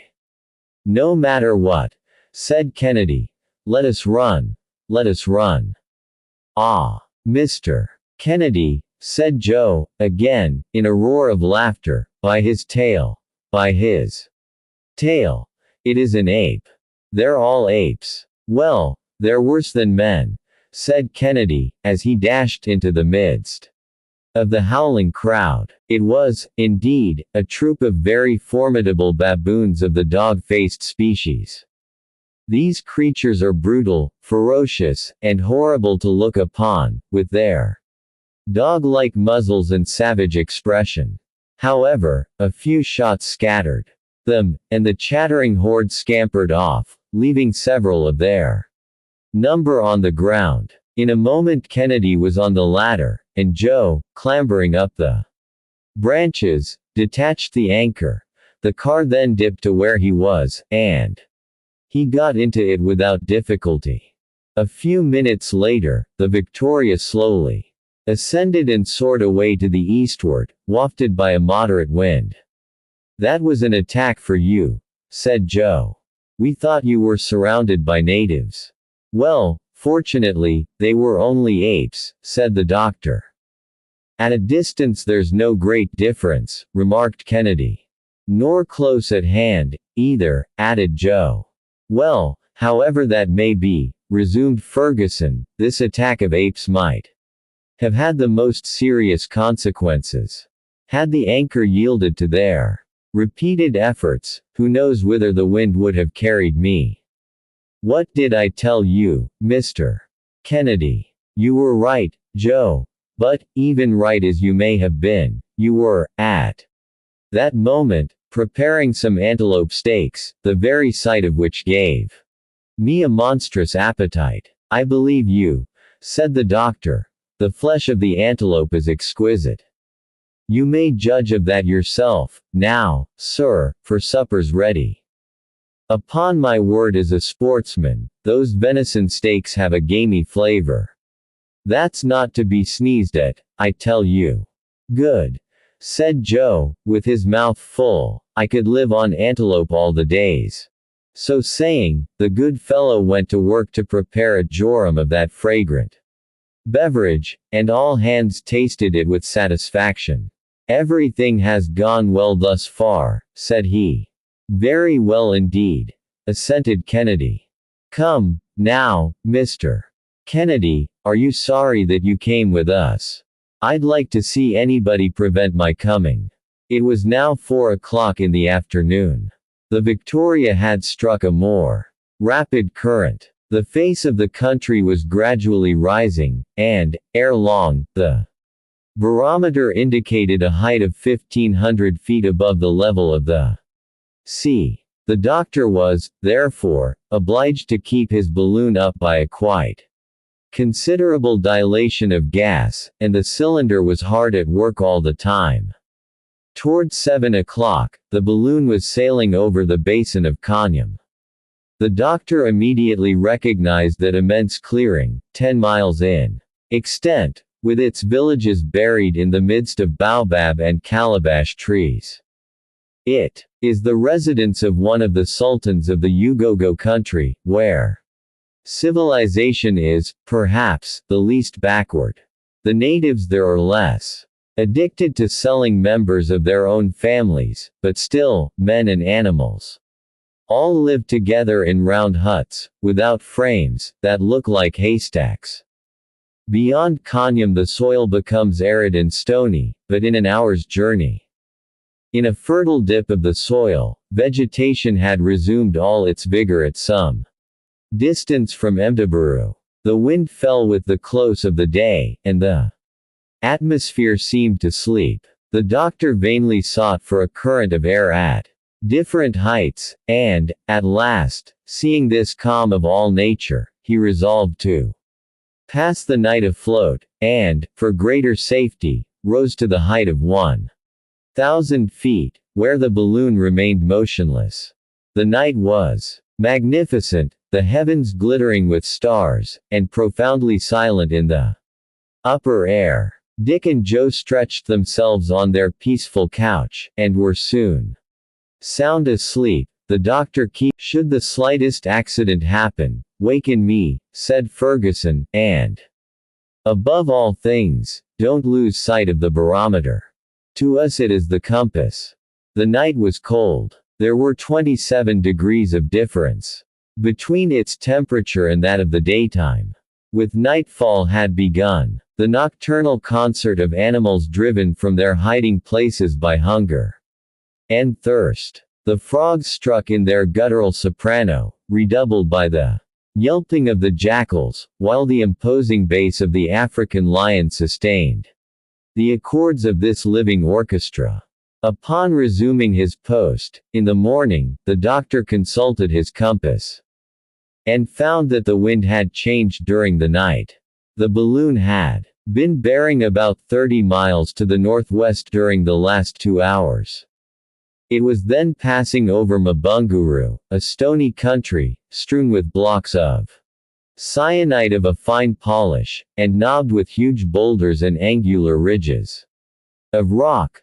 Conic masses, like the rocks of Karnak, studded the soil like so many druidic dolmens. The bones of buffaloes and elephants whitened it here and there, but few trees could be seen, excepting in the east, where there were dense woods, among which a few villages lay half concealed. Towards 7 o'clock they saw a huge round rock nearly 2 miles in extent, like an immense tortoise. "We are on the right track," said Dr. Ferguson. "There's Jihula Mkoa, where we must halt for a few minutes. I am going to renew the supply of water necessary for my cylinder, and so let us try to anchor somewhere." "There are very few trees," replied the hunger. "Never mind, let us try. Joe, throw out the anchors." The balloon, gradually losing its ascensional force, approached the ground.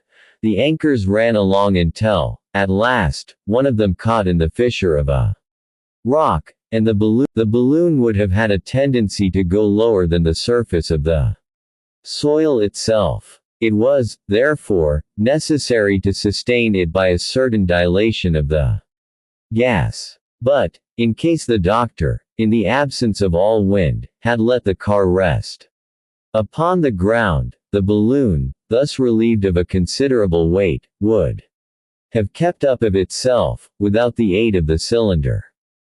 The maps indicated extensive ponds on the western slope of the Jihu-Lamkoa. Joe went thither alone with a cask that would hold about 10 gallons. He found the place pointed out to him, without difficulty, near to a deserted village, got his stock of water, and returned in less than 3/4 of an hour. He had seen nothing particular excepting some immense elephant pits. In fact, he came very near falling into one of them, at the bottom of which lay a half-eaten carcass. He brought back with him a sort of clover which the apes eat with avidity.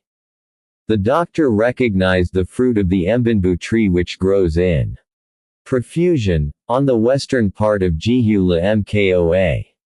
Ferguson waited for Joe, with a certain feeling of impatience, for even a short halt in this inhospitable region always inspires a degree of fear. The water was got aboard without trouble, as the car was nearly resting on the ground. Joe then found it easy to loosen the anchor and leapt lightly to his place beside the doctor.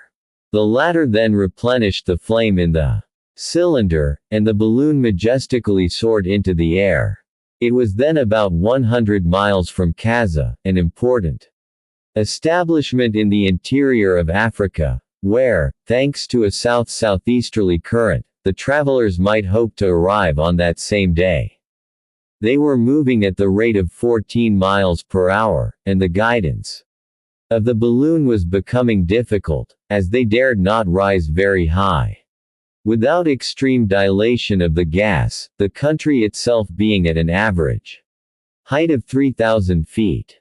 Hence, the doctor preferred not to force the dilation, and so adroitly followed the sinuosities of a pretty sharply inclined plain, and swept very close to the villages of Thembo and Tura Wells. The latter forms part of the Unyamwezi, a magnificent country, where the trees attain enormous dimensions, among them the cactus, which, about 2 o'clock, in magnificent weather, but under a fiery sun that devoured the least breath of air, the balloon was floating over the town of Kaza, situated about 350 miles from the coast. We left Zanzibar at 9 o'clock in the morning, said the doctor. Consulting his notes, and, after 2 days' passage, we have, including our deviations, traveled nearly 500 geographical miles. Captains. Burden and Speak took 4 months and a half. Chapter 15. Kaza. The noisy marketplace. The appearance of the balloon. The Wangaga. The sons of the moon. The doctor's walk. The population of the place. The royal temb. The sultan's wives. A royal drunken bout. Joe an object of worship. How they dance in the moon. A reaction. 2 moons in one sky. The instability of divine honors. Kaza, an important point in Central Africa, is not a city. In truth, there are no cities in the interior.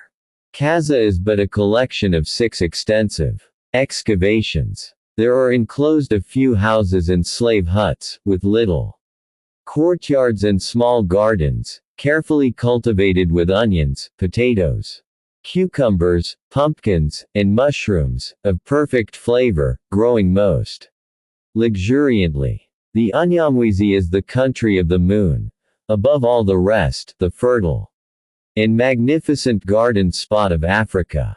In its center is the district of Onyanembe, a delicious region, where some families of Omani, who are of very pure Arabic origin, live in luxurious idleness. They have, for a long period, held the commerce between the interior of Africa and Arabia. They trade in gums, ivory, fine muslin, and slaves. Their caravans traverse these equatorial regions on all sides, and they even make their way to the coast in search of those articles of luxury and enjoyment which the wealthy merchants covet, while the latter, surrounded by their wives and their attendants, led in this charming country the least disturbed and most horizontal of lives, always stretched at full length, laughing, smoking, or sleeping. Around these excavations are numerous native dwellings, wide, open spaces for the markets, fields of cannabis and datura, superb trees and depths of freshest shade, such as Kaza. There, too, is held the general rendezvous of the caravans, those of the south, which export cotton, glassware, and trinkets, to the tribes of the Great Lakes. So in the marketplace there reigns perpetual excitement, a nameless hubbub, made up of the cries of mixed-breed porters and carriers, the beating of drums, and the twanging of horns, the neighing of mules, the braying of donkeys, the singing of women, the squalling of children, and the banging of the huge rattan, wielded by the jemadar or leader of the caravans, who beats time to this pastoral symphony. There, spread forth, without regard to order, indeed, we may say, in charming disorder, are the showy stuffs, the glass beads, the ivory tusks, the rhinoceros teeth, the shark's teeth, the honey, the tobacco, and the cotton of these regions, to be purchased at the strangest of bargains by customers in whose eyes each article has a price only in proportion to the desire it excites to possess it. All at once this agitation, movement and noise stopped as though by magic. The balloon had just come in sight, far aloft in the sky, where it hovered majestically for a few moments, and then descended slowly, without deviating from its perpendicular. Men, women, children, merchants and slaves, Arabs and Negroes, as suddenly disappeared within the Thames and the huts. "My dear doctor," said Kennedy, "if we continue to produce such a sensation as this, we shall find some difficulty in establishing commercial relations with the people hereabouts. There's one kind of trade that we might carry on, though, easily enough," said Joe, "and that would be to go down there quietly, and walk off with the Best of the goods, without troubling our heads about the merchants. We'd get rich that way. Ah, said the doc. Well, we'll see pretty soon. But it wouldn't be prudent to go too near to them, for the balloon is not ironclad, and is, therefore, not proof against either an arrow or a bullet. Then you expect to hold a parley with these blacks. If we can do so safely, why should we not? There must be some Arab merchants here at Kaza, who are better informed than the rest, and not so barbarous. I remember that Burton and Speak had nothing but praises to utter concerning the hospitality of these people, so we might, at least, make the venture. The balloon having, meanwhile, gradually approached the ground, one of the anchors lodged in the top of a tree near the market-place. By this time the whole population had emerged from their hiding places. Stealthily, thrusting their heads out first. Several Wagunga, recognizable by their badges of conical shellwork, came boldly forward.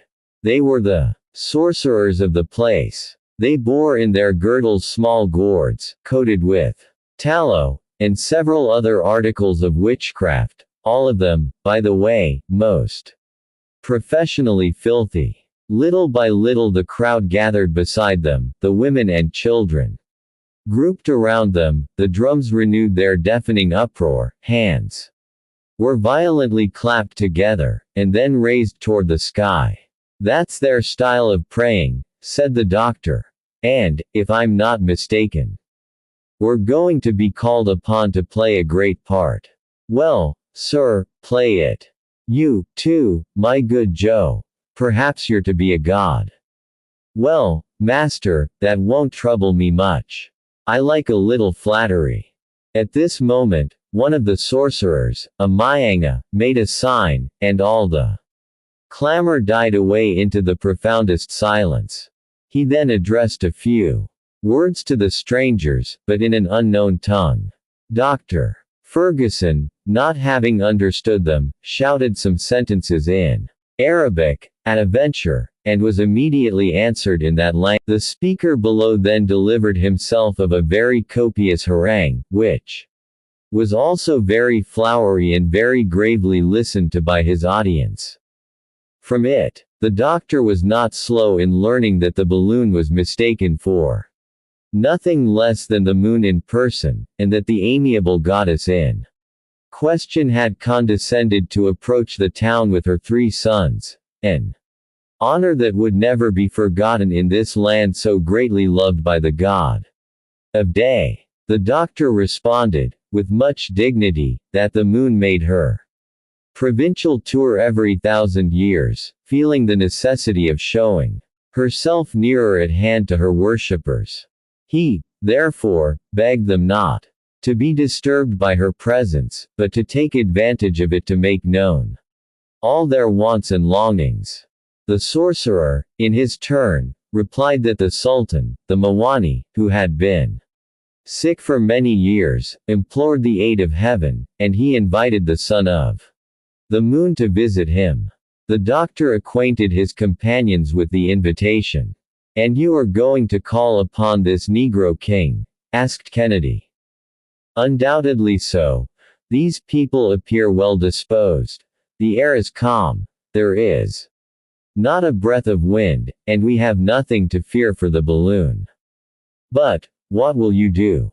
Be quiet on that score, my dear Dick. With a little medicine, I shall work my way through the affair." Then, addressing the crowd, he said, "The moon, taking compassion on the sovereign who is so dear to the children of Unyamwezi, has charged us to restore him to health. Let him prepare to receive us, and be off with extra speed. Dick had better remain, therefore, in the car, and keep the cylinder warm so as to secure a sufficient ascensional force for the balloon. The anchor is solidly fastened, and there is nothing to fear in that respect. I shall descend, and Joe will go with me, only that he must remain at the foot of the ladder." "What? Or you going alone into that blackamoor's den? How? Doctor, am I not to go with you? No. I shall go alone. These good folks imagine that the goddess of the moon has come to see them, and their superstition protects me, so have no fear, and each one remain at the post that I have assigned to him. Well, since you wish it, sighed Kennedy. Look closely to the dilation of the gas. Agreed. By this time the shouts of the natives had swelled to double volume as they vehemently implored the aid of the heavenly powers. There, said Joe, they're rather rough in their orders to their good moon and her divine sons. The doctor, equipped with his traveling medicine chest, descended to the ground, preceded by Joe, who kept a straight countenance and looked as grave and knowing as the circumstances of the case required.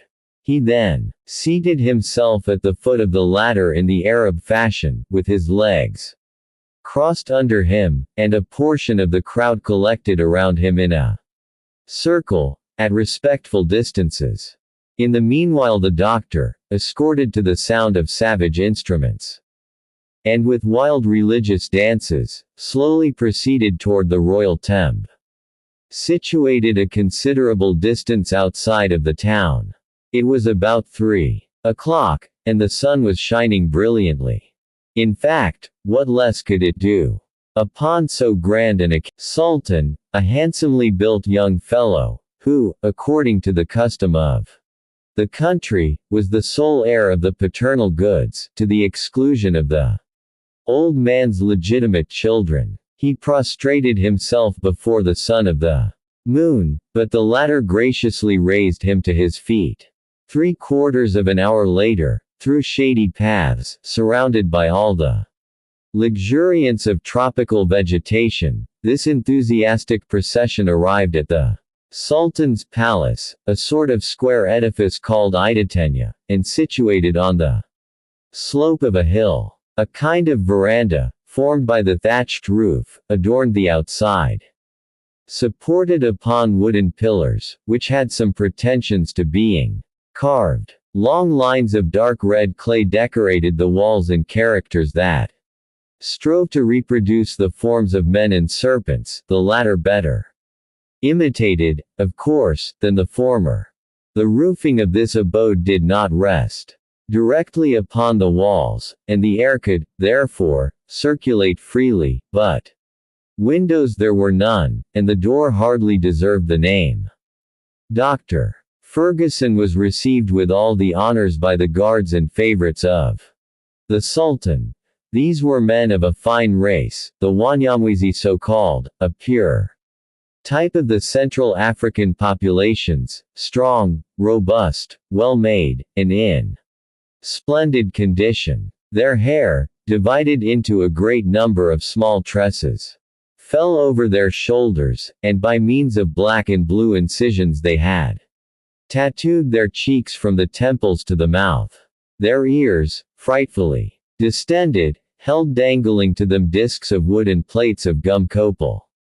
They were clad in brilliantly painted cloths, and the soldiers were armed with the saw-toothed war club, the bow and arrows barbed and poisoned with the juice of the euphorbium, the cutlass, the sema, a long saber also, with saw-like teeth, and some small battle axes. The doctor advanced into the palace, and there, notwithstanding the Sultan's illness, the din, which was terrific before, redoubled the instant that he arrived. He noticed, at the lintels of the door, some rabbits' tails and zebras' manes, suspended as talismans. He was received by the whole troop of His Majesty's wives, to the harmonious accords of the upatu, a sort of cymbal made of the bottom of a copper kettle, and to the uproar of the kilando, a drum 5 feet high, hollowed out from the trunk of a tree, and hammered by the ponderous, horny fists of 2 jet-black virtuosi. Most of the women were rather good-looking, and they laughed and chattered merrily as they smoked their tobacco and thang in huge black pipes. They seemed to be well made, too, under the long robes that they wore gracefully flung about their persons, and carried a sort of kilt woven from the fibers of calabash fastened around their girdles. 6 of them were not the least merry of the party, although put aside from the rest, and reserved for a cruel fate. On the death of the Sultan, they were to be buried alive with him, so as to occupy and divert his mind during the period of eternal solitude. Dr. Ferguson, taking in the whole scene at a rapid glance, approached the wooden couch on which the Sultan lay reclining. There he saw a man of about 40, completely brutalized by orgies of every description, and in a condition that left little or nothing to be done. The sickness that had afflicted him for so many years was simply perpetual drunkenness. The royal sot had nearly lost all consciousness, and all the ammonia in the world would not have set him on his feet again. His favorites and the women kept on bended knees during this solemn visit. By means of a few drops of powerful cordial, the doctor for a moment reanimated the imbruted carcass that lay before him. The Sultan stirred, and, for a dead body that had given no sign whatever of life for several hours previously, this symptom was received with a tremendous repetition of shouts and cries in the doctor's honor. The latter, who had seen enough of it by this time, by a rapid motion put aside his 2 demonstrative admirers and went out of the palace, directing his steps immediately toward the balloon, for it was now 6 o'clock in the evening. Joe, during his absence, had been quietly waiting at the foot of the ladder, where the crowd paid him their most humble respects. Like a genuine son of the moon, he let them keep on. For young negresses, who seemed never to tire of looking at him. Besides, he went so far as to chat agreeably with them. "Worship me, ladies, worship me," he said to them. "I'm a clever sort of devil, if I am the son of a goddess." They brought him propitiatory gifts, such as are usually deposited in the fetish huts or mzimu. These gifts consisted of stalks of barley and of pamba. Joe considered himself in duty bound to taste the latter species of strong beer, but his palate, although accustomed to gin and whiskey, could not withstand the strength of the new beverage, and he had to make a horrible grimace, which his dusky friends took to be a benevolent smile. Thereupon, the young damsels, conjoining their voices in a drawling chant, began to dance around him with the utmost gravity. "Ah, you're dancing, are you?" said he. "Well, I won't be behind you in politeness, and so I'll give you one of my country reels."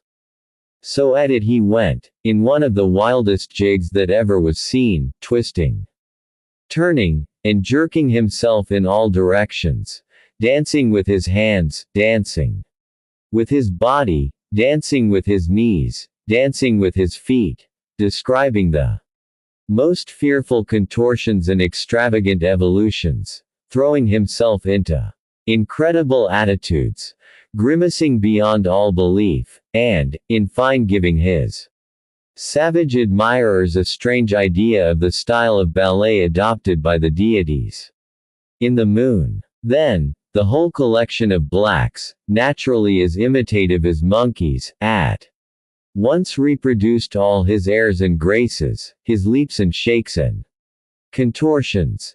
They did not lose a single gesticulation.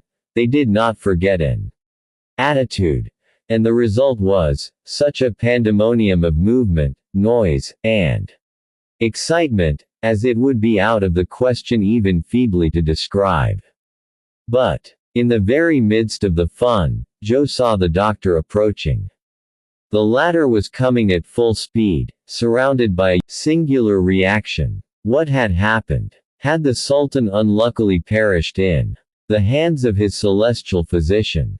Kennedy, from his post of observation, saw the danger without knowing What had caused it, and the balloon, powerfully urged by the dilation of the gas, strained and tugged at the ropes that held it as though impatient to soar away. The doctor had got as far as the foot of the ladder. A superstitious fear still held the crowd aloof and hindered them from committing any violence on his person. He rapidly scaled the ladder, and Joe followed him with his usual agility. "Not a moment to lose," said the doctor. "Don't attempt to let go the anchor. We'll cut the cord. Follow me." "But what's the matter?" asked Joe, clambering into the car. "What's happened?" questioned Kennedy, rifle in hand. "Look," replied the doctor, pointing to the horizon. "Well," ejaculated the Scot. "Well, the moon." And, in fact, there was the moon rising red and magnificent, a globe of fire in a field of blue. It was she, indeed, she and the balloon, both in one sky. Either there were two moons, then, or these strangers were impostors. Designing scamps, false deities. Such were the very natural reflections of the crowd, and hence the reaction in their feelings. Joe could not, for the life of him, keep in a roar of laughter, and the population of Kaza, comprehending that their prey was slipping through their clutches, set up prolonged howlings, aiming, the while, their bows and two, but one of the sorcerers made a sign, and all the weapons were lowered. He then began to climb into the tree, intending to seize the rope and bring the machine to the ground. Joe leaned out with a hatchet ready. "Shall I cut away?" said he. "No, wait a moment," replied the doctor. "But this black, we may, perhaps, save our anchor. And I hold a great deal by that. There'll always be time enough to cut loose." The sorcerer, having climbed to the right place, worked so vigorously that he succeeded in detaching the anchor, and the latter, violently jerked, at that moment, by the start of the balloon, caught the rascal between the limbs, and carried him off astride of it through the air. The stupefaction of the crowd was indescribable as they saw one of their Wagunga thus whirled away into space. "Huzza!" roared Joe, as the balloon, thanks to its ascensional force, shot up higher into the sky, with increased rapidity. "He holds on well," said Kennedy. "A little trip will do him good." "Shall we let this darky drop all at once?" inquired Joe. "Oh no," replied the doctor, "we'll let him down easily. And I warrant me that, after such an adventure, the power of the wizard will be enormously enhanced in the sight of his comrades. Why, I wouldn't put it past them to make a god of him," said Joe, with a laugh. The Victoria, by this time, had risen to the height of 1,000 feet, and the black hung to the rope with desperate energy. He had become completely silent, and his eyes were fixed. Half an hour later, the doctor, seeing the country deserted, moderated the flame of his cylinder, and descended toward the ground. At 20 feet above the turf, the affrighted sorcerer made up his mind in a twinkling. He let himself drop, fell on his feet, and scampered off at a furious pace toward Kaza, while the balloon, suddenly relieved of his weight, again shot up on. Chapter 16. Symptoms of a Storm. The Country of the Moon. The Future of the African Continent. The Last Machine of All. A View of the Country at Sunset. Flora and Fauna. The Tempest. The Zone of Fire. The Starry Heavens. "See," said Joe, "what comes of playing the sons of the moon without her leave. She came near serving us an ugly trick. But say, master, did you damage your credit as a physician?" "Yes, indeed," chimed in the sportsman. "What kind of a dignitary was this?" "Sultan of Kaza. An old half-dead sot," replied the doctor, "whose loss will not be very severely felt." But the moral of all this is that honors are fleeting, and we must not take too great a fancy to them. So much the worse, rejoined Joe. I like the thing to be worshipped. Play the god as you like. Why, what would anyone ask more than that? By the way, the moon did come up, too, and all red, as if she was in a rage. While the three friends went on chatting of this and other things, and Joe examined the luminary of night from an entirely novel point of view, the heavens became covered with heavy clouds to the northward, and the lowering masses assumed a most sinister and threatening look. Quite a smart breeze, found about 300 feet from the earth, drove the balloon toward the north-northeast, and above it the blue vault was clear, but the atmosphere felt close and dull. The aeronauts found themselves, at about 8 in the evening, in 32 degrees 40 minutes east longitude, and 4 degrees 17 minutes latitude. The atmospheric currents, under the influence of a tempest not far off, were driving them. We are now right in the country of the moon, said Dr. Ferguson. For it has retained the name that antiquity gave it, undoubtedly, because the moon has been worshipped there in all ages. It is, really, a superb country. It would be hard to find more splendid vegetation. If we found the like of it around London it would not be natural, but it would be very pleasant, put in Joe. Why is it that such savage countries get all these fine things? And who knows, said the doctor, that this country may not, one day, become the center of civilization. The races of the future may repair hither. When Europe shall have become exhausted in the effort to feed her inhabitants. Do you think so, really? Asked Kennedy. Undoubtedly, my dear Dick. Just note the progress of events. Consider the migrations of races, and you will arrive at the same conclusion assuredly. Asia was the first nurse of the world, was she not? For about 4,000 years she travailed, she grew pregnant, she produced, and then, when stones began to cover the soil where the golden harvests sung by Homer had flourished, her children abandoned her exhausted and barren bosom. You next see them precipitating themselves upon young and vigorous Europe, which has nourished them for the last 2,000 years.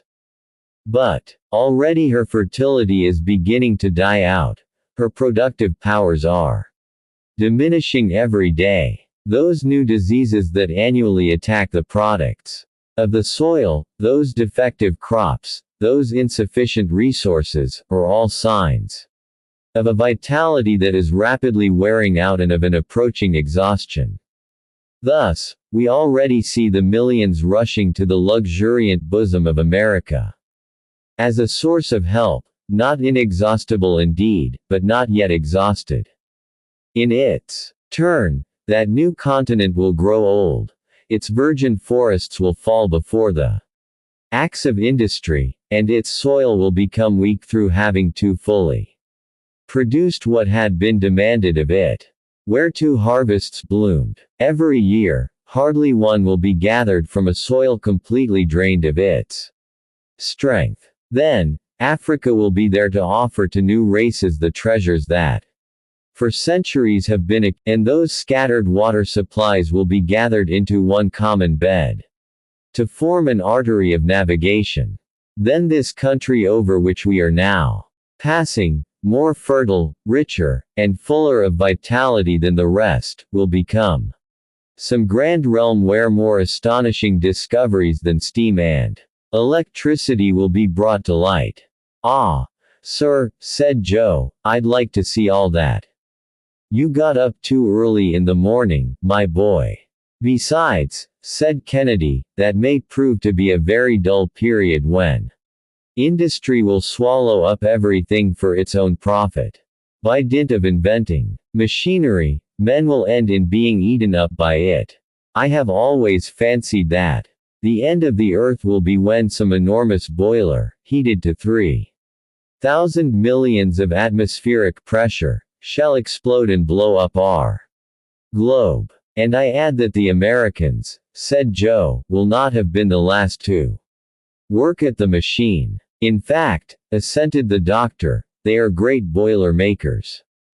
But, without allowing ourselves to be carried away by such speculations, let us rest content with enjoying the beauties of this country of the moon, since we have been permitted to see it. The sun, darting his last rays beneath the masses of heaped-up cloud, adorned with a crest of gold the slightest inequalities of the ground below, gigantic trees, arborescent bushes, mosses on the even surface, all had their share of this luminous effulgence. The soil, slightly undulating, here and there rose into little conical hills. There were no mountains visible on the horizon. Immense brambly palisades, impenetrable hedges of thorny jungle, separated the clearings dotted with numerous villages, and immense euphorbiae surrounded them with natural fortifications, interlacing their trunks with the coral-shaped branches of the shrubbery and undergrowth. Ere long, the Malagaziri, the chief tributary of Lake Tanganyika, was seen winding between heavy thickets of verdure, offering an asylum to many. From a height, it was a chain of waterfalls thrown across the whole western face of the country. Animals with huge humps were feeding in the luxuriant prairies, and were half hidden, sometimes, in the tall grass, spreading forests in bloom. Redolent of spicy perfumes presented themselves to the gaze like immense bouquets. But, in these bouquets, lions, leopards, hyenas, and tigers, were then crouching for shelter from the last hot rays of the setting sun. From time to time, an elephant made the tall tops of the undergrowth sway to and fro, and you could hear the crackling of huge branches as his ponderous ivory tusks broke them in his way. What a sporting country! Exclaimed Dick, unable longer to restrain his enthusiasm. Why, a single ball fired at random into those forests would bring down game worthy of it. Suppose we try it once. No, my dear Dick. The night is close at hand. A threatening night with a tempest in the background. And the storms are awful in this country, where the heated soil is like one vast electric battery. You are right, sir, said Joe, the heat has got to be enough to choke one. And the breeze has died away. One can feel that something's coming.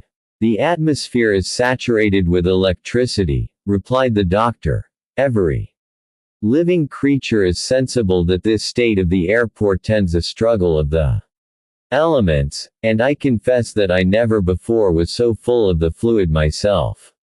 Well, then, suggested Dick, would it not be advisable to alight? On the contrary, Dick, I'd rather go up, only that I am afraid of being carried out of my course by these counter-currents contending in the atmosphere. Have you any idea, then, of abandoning the route that we have followed since we left the coast? If I can manage to do so, replied the doctor, I will turn more directly northward, by from 7 to 8 degrees. I shall then endeavor to ascend toward the presumed latitudes of the sources of the Nile. Perhaps we may discover some traces of Captain Speke's expedition or of M. de Huglin's caravan. Unless I am mistaken, we are at 32 degrees 40 minutes east longitude, and I should like to ascend directly north of the equator. Look there! Exclaimed Kennedy, suddenly, see those hippopotami sliding out of the pools, those masses of blood-colored flesh, and those crocodiles snuffing the air aloud. They're choking, ejaculated Joe. Ah! What a fine way to travel this is! And how one can snap his fingers at all that vermin. Dr. Mr. Kennedy. See those packs of wild animals hurrying along close together. There are fully 200. Those are wolves. No, Joe, not wolves, but wild dogs, a famous breed that does not hesitate to attack the lion himself. They are the worst customers a traveler could meet, for they would instantly tear him to pieces. Well, it isn't Joe that'll undertake to muzzle them, responded that amiable youth. After all, though, if that's the nature of the beast, we mustn't be too hard on them for it. Silence gradually settled down under the influence of the impending storm. The thickened air actually seemed no longer adapted to the transmission of sound. The atmosphere appeared muffled, and, like a room hung with tapestry, lost all its sonorous reverberation. The rover bird so-called, the coroneted crane, the red and blue jays, the mocking bird, the flycatcher, disappeared among the foliage of the immense trees, and all nature revealed symptoms of some approaching catastrophe. At 9 o'clock the Victoria hung motionless over Emson, an extensive group of villages scarcely distinguishable in the gloom. Once in a while, the reflection of a wandering ray of light in the dull water disclosed a succession of ditches regularly arranged, and, by one last gleam, the eye could make out the calm and somber forms of palm trees, sycamores, and gigantic euphorbiae. I am stifling, said the Scot, inhaling, with all the power of his lungs, as much as possible of the rarefied air. We are not moving an inch. Let us. But the tempest, said the doctor, with much uneasiness. If you are afraid of being carried away by the wind, it seems to me that there is no other course to pursue. Perhaps the storm won't burst tonight, said Joe. The clouds are very high. That is just the thing that makes me hesitate about going beyond them. We should have to rise still higher, lose sight of the earth, and not know all night whether we were moving forward or not, or in what direction we were going. Make up your mind, dear doctor, for time presses. It's a pity that the wind has fallen, said Joe. Again, it would have carried us clear of the storm. It is, indeed, a pity, my friends, rejoined the doctor. The clouds are dangerous for us. They contain opposing currents which might catch us in their eddies, and lightnings that might set on fire. Again, those perils avoided, the force of the tempest might hurl us to the ground, were we to cast our anchor in the tree tops. Then what shall we do? Well, we must try to get the balloon into a medium zone of the atmosphere, and there keep her suspended between the perils of the heavens and those of the earth. We have enough water for the cylinder, and our 200 pounds of ballast are untouched. In case of emergency I can use them. We will keep watch with you, said the hunter. No, my friends, put the provisions under shelter, and lie down. I will rouse you, if it becomes necessary. No, thank you, my good fellow, I prefer to keep awake. We are not moving. And should circumstances not change, we'll find ourselves tomorrow in exactly the same place. Good night, then, sir. Good night, if you can only find it so. Kennedy and Joe stretched themselves out under their blankets, and the doctor remained alone in the immensity of space. However, the huge dome of clouds visibly descended, and the darkness became profound. The black vault closed in upon the earth as if to crush it in its embrace. All at once a violent, rapid, incisive flash of lightning pierced the gloom, and the rent it made had not closed ere a frightful clap of thunder shook the celestial depths. Up! Up! Turn out! Shouted Ferguson. The two sleepers, aroused by the terrible concussion, were at the doctor's orders in a moment. Shall we descend? Said Kennedy. No, the balloon could not stand it. Let us go up before those clouds. dissolve in water, and the wind is let loose. And, so saying, the doctor actively stirred up the flame of the cylinder, and turned it on the spirals of the serpentine siphon. The tempests of the tropics develop with a rapidity equaled only by their violence. A second flash of lightning rent the darkness, and was followed by a score of others in quick succession. The sky was crossed and dotted, like the zebra's hide, with electric sparks, which danced and flickered beneath the great drops of rain. "We have delayed too long," exclaimed the doctor. "We must now pass through a zone of fire, with our balloon filled as it is with inflammable gas." "But let us descend, then. Let us descend," urged Kennedy. "The risk of being struck would be just about even, and we should soon be torn to pieces by the branches of the trees. We are going up, doctor.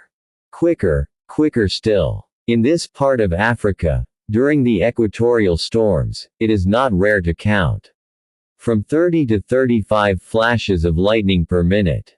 The sky is literally on fire, and the crashes of thunder are continuous. The wind burst forth with frightful violence in this burning atmosphere. It twisted the blazing clouds. One might have compared it to the breath of some gigantic bellows, fanning all this conflagration.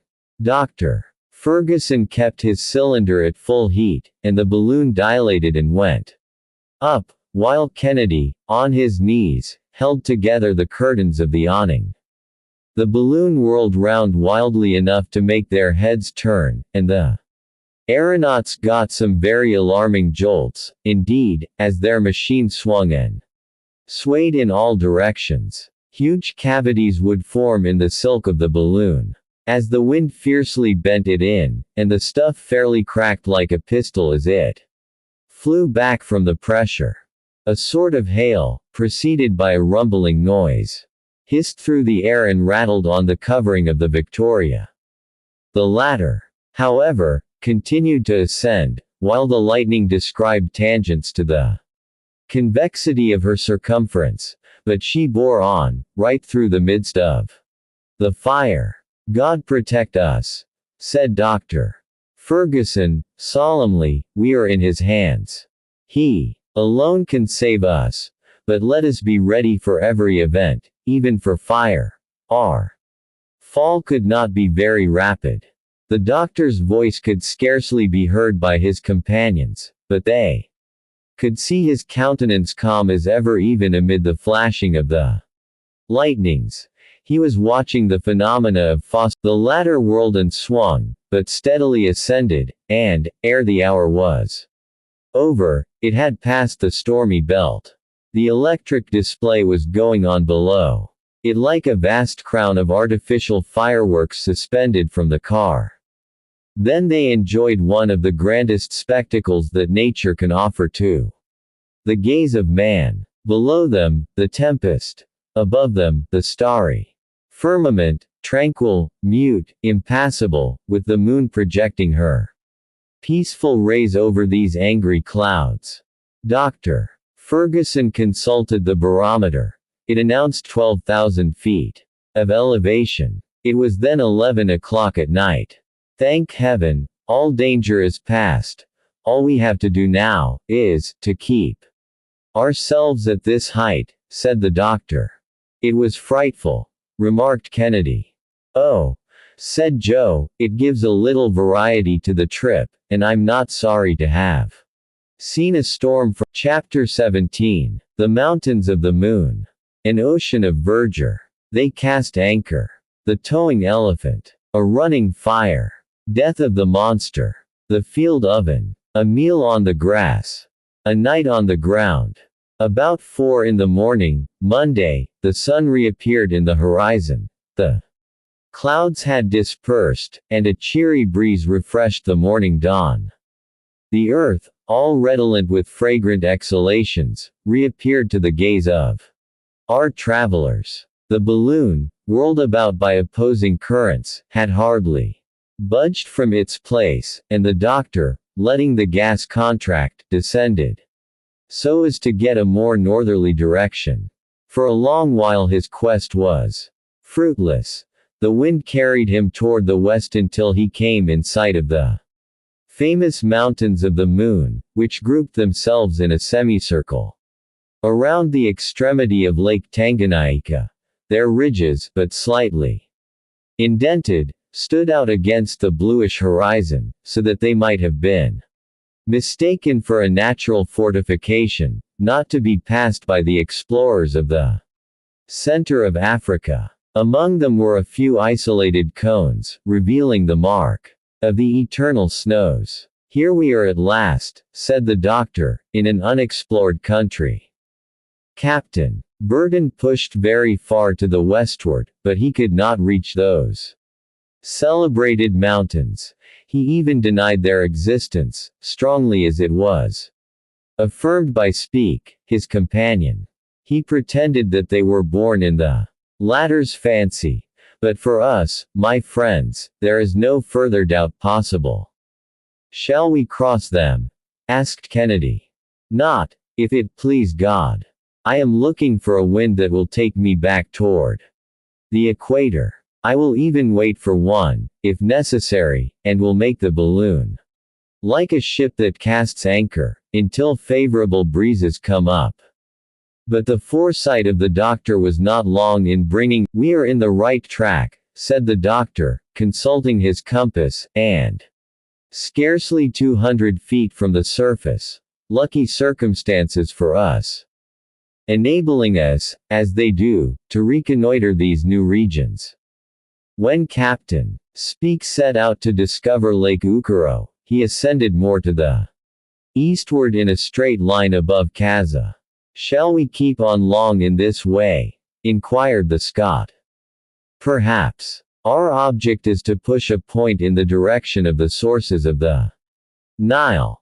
And we have more than 600 miles to make before we get to the extreme limit reached by the explorers who came from the north. And we shan't set foot on the solid ground," murmured Joe. "It is enough to cramp a fellow's legs." "Oh, yes, indeed, my good Joe," said the doctor, reassuring him. "We have to economize our provisions, you know. And on the way, Dick, you must get us some fresh meat. Whenever you like, doctor. We shall also have to replenish our stock of water. Who knows but we may be carried to some of the dried-up regions. So we cannot take too many precautions." At noon the Victoria was at 29 degrees 15 minutes east longitude, and 3 degrees 15 minutes south latitude. She'd passed the village of Uyofu, the last northern limit of the Unyamwezi, opposite to the Lake Ukuro, which could still be seen. The tribes living near to the equator seem to be a little more civilized, and are governed by absolute monarchs, whose control is an unlimited despotism. Their most compact union of power constitutes the province of Karagwa. It was decided by the aeronauts that they would alight at the first favorable place. They found that they should have to make a prolonged halt, and take a careful inspection of the balloon, so the flame of the cylinder was moderated, and the anchor, like a shaven lawn, but the growth of which, in reality, was from 7 to 8 feet in height. The balloon skimmed this tall grass without bending it, like a gigantic butterfly. Not an obstacle was in sight. It was an ocean of verdure without a single breaker. "We might proceed a long time in this style," remarked Kennedy. "I don't see one tree that we could approach, and I'm afraid that our hunt's over." "Wait, Dick. You could not hunt anyhow in this grass, that grows higher than your head. We'll find a favorable place presently." In truth, it was a charming excursion that they were making now. A veritable navigation on this green, almost transparent sea, gently undulating in the breath of the wind. The little car seemed to cleave the waves of verdure, and, from time to time, coveys of birds of magnificent plumage would rise fluttering from the tall herbage, and speed away with joyous cries. The anchors plunged into this lake of flowers, and traced a furrow that closed behind them, like the wake of a ship. All at once a sharp shock was felt. The anchor had caught in the fissure of some rock hidden in the high grass. "We are fast!" exclaimed Joe. These words had scarcely been uttered when a shrill cry rang through the air, and the following phrases, mingled with exclamations, escaped from the An immense rustling was noticed in the grass, and soon an elongated, winding shape was seen rising above it. "A serpent!" shouted Joe. "A serpent!" repeated Kennedy, handling his rifle. "No," said the doctor, "it is an elephant's trunk." "An elephant, Samuel." And, as Kennedy said this, he drew his rifle to his shoulder. "Wait, Dick. Wait. That's a fact. The animal's towing us. And in the right direction, Joe. In the right direction." The elephant was now making some headway, and soon reached a clearing where his whole body could be seen. By his gigantic size, the doctor recognized a male of a superb species. He had two whitish tusks, beautifully curved, and about 8 feet in length, and in these the shanks of the anchor had firmly caught. The animal was vainly trying with his trunk to disengage himself from the rope that attached him to the car. "Get up. Go ahead, old fellow," shouted Joe, with delight, doing his best to urge this rather novel team. "Here is a new style of traveling. No more horses for me. An elephant, if you please." "But where is he taking us to?" said Kennedy, whose rifle itched in his grasp. "He's taking us exactly to where we want to go, my dear Dick. A little patience. Wig a more. Wig a more, as the Scotch country folks say," shouted Joe, in high glee. Gee up there." The huge animal now broke into a very rapid gallop. He flung his trunk, "But," said he, "we shall not give up our anchor until the last moment." This drive, with an elephant for the team, lasted about an hour and a half. Yet the animal did not seem in the least fatigued. These immense creatures can go over a great deal of ground, and, from one day to another, are found at enormous distances from there they were last seen, like the whales, whose mass and speed they rival. "In fact," said Joe, "it is a whale that we have harpooned, and we're only doing just what whalemen do when out fishing." But a change in the nature of the ground compelled the doctor to vary his style of locomotion. A dense grove of calmadores was descried on the horizon, about 3 miles away, on the north of the prairie. So it became necessary to detach the balloon from its draft animal at last. Kennedy was entrusted with the job of bringing the elephant to a halt. He drew his rifle to his shoulder, but his position was not favorable to a successful shot, so that the first ball fired flattened itself on the animal's skull, as it would have done against an iron plate.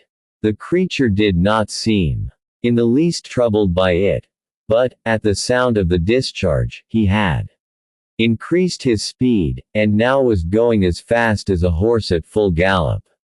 "The deuce!" ejaculated Kennedy. "What a solid head!" commented Joe. "We'll try some conical balls behind the shoulder joint," said Kennedy, reloading his rifle with care. In another moment he fired. The animal gave a terrible cry, but went on faster than ever. "Come," said Joe, taking aim with another gun, "I must help you, or we'll never end it." And now 2 balls penetrated the creature's side. The elephant halted, lifted his trunk, and resumed his run toward the wood. With all his speed, he shook his huge head, and the blood began to gush from his wound. "And a continuous fire, too," urged the doctor, "for we are close on the woods." 10 shots more were discharged. The elephant made a fearful bound. The car and balloon cracked as though everything were going to pieces, and the shock made the doctor drop his hatchet on the ground. The situation was thus rendered really very alarming. The anchor rope, which had securely caught, could not be disengaged, nor could it yet be cut by the knives of our aeronauts, and the balloon was rushing headlong toward the wood, when the animal received a ball in the eye just as he lifted his head. On this he halted, faltered, his knees bent under him, and he uncovered his whole flank to the assaults of his enemies in the balloon. "A bullet in his heart," said Kennedy, discharging one last rifle shot. The elephant uttered a long bellow of terror and agony, then raised himself up for a moment, twirling his trunk in the air, and finally fell with all his weight upon one of his tusks, which he broke off short. He was dead. "His tusks broken," exclaimed Kennedy. "Ivory too that in England would bring 35 guineas per 100 pounds. "As much as that," said Joe, scrambling down to the ground by the anchor rope. "What's the use of sighing over it, Dick?" said the doctor. "Are we ivory merchants? Did we come hither to make money?" Joe examined the anchor and found it solidly attached to the unbroken tusk. The doctor and Dick leapt out on the ground, while the balloon, now half emptied, hovered over the body of the huge animal. "What a splendid beast," said Kennedy, "what a mass of flesh. I never saw an elephant of that size in India.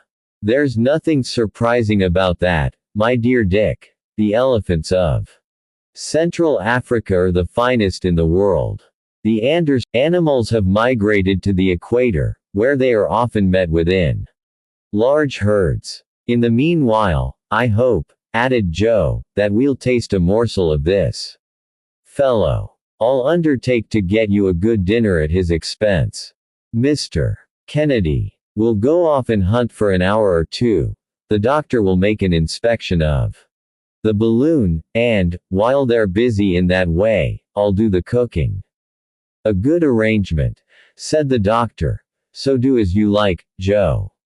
"As for me," said the hunter, "I shall avail myself of the 2 hours recess that Joe has condescended to let me have. Go, my friend, but no imprudence. Don't wander too far away." "Never fear, doctor." And, so saying, Dick, shouldering his gun, plunged into the woods. Forthwith Joe went to work at his vocation. At first he made a hole in the ground 2 feet deep. This he filled with the dry wood that was so abundantly scattered about, where it had been strewn by the elephants, whose tracks could be seen where they had made their way through the forest. This hole filled, he heaped a pile of fagots on it a foot in height, and set fire to it. Then he went back to the carcass of the elephant, which had fallen only about 100 feet from the edge of the forest. He next proceeded adroitly to cut off the trunk, which might have been 2 feet in diameter at the base. Of this he selected the most delicate portion, and then took with it one of the animal's spongy feet. In fact, these are the finest morsels, like the hump of the bison, the paws of the bear, and the head of the wild boar. When the pile of fagots had been thoroughly consumed, inside and outside, the whole, cleared of the cinders and hot coals, retained a very hot. Then Joe took the viands from the oven, spread the savory mess upon green leaves, and arranged his dinner upon a magnificent patch of greensward.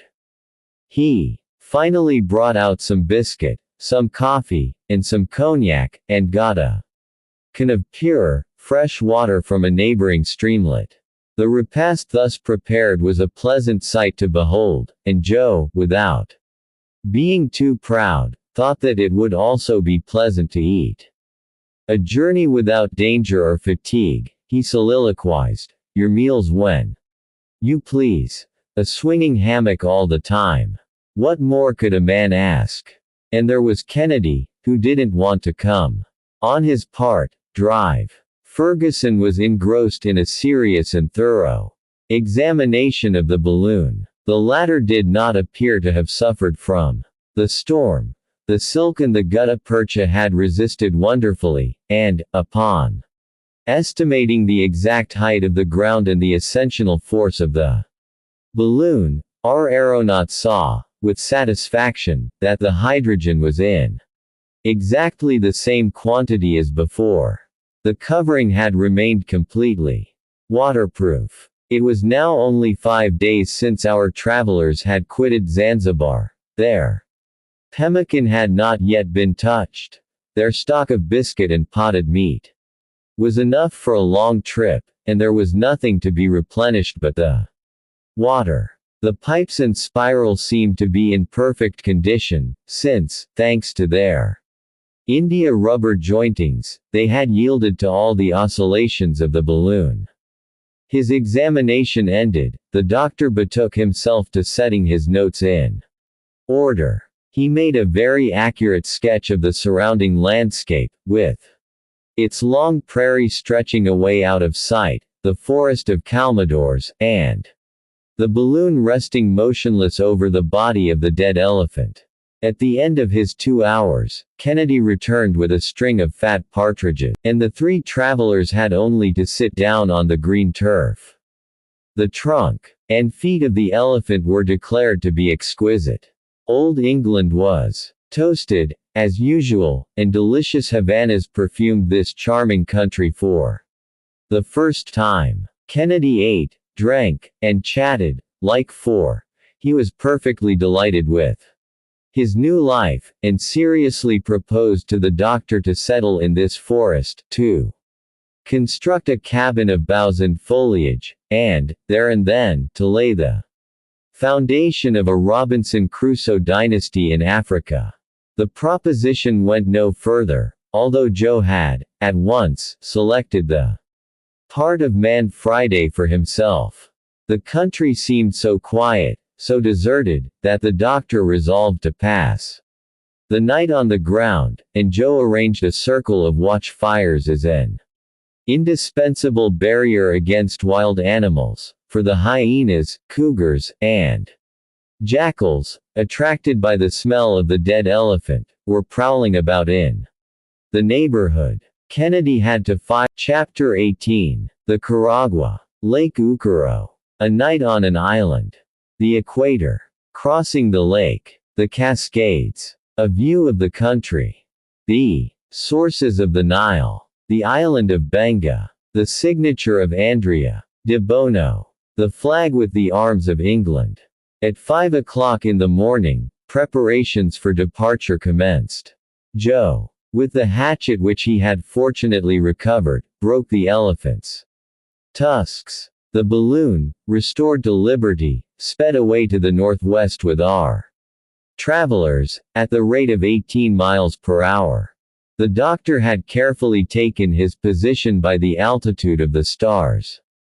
During the preceding night, he knew that he was in latitude 2 degrees 40 minutes below the equator, or at a distance of 160 geographical miles. He swept along over many villages without heeding the cries that the appearance of the balloon excited. He took note of the conformation of places with quick sights.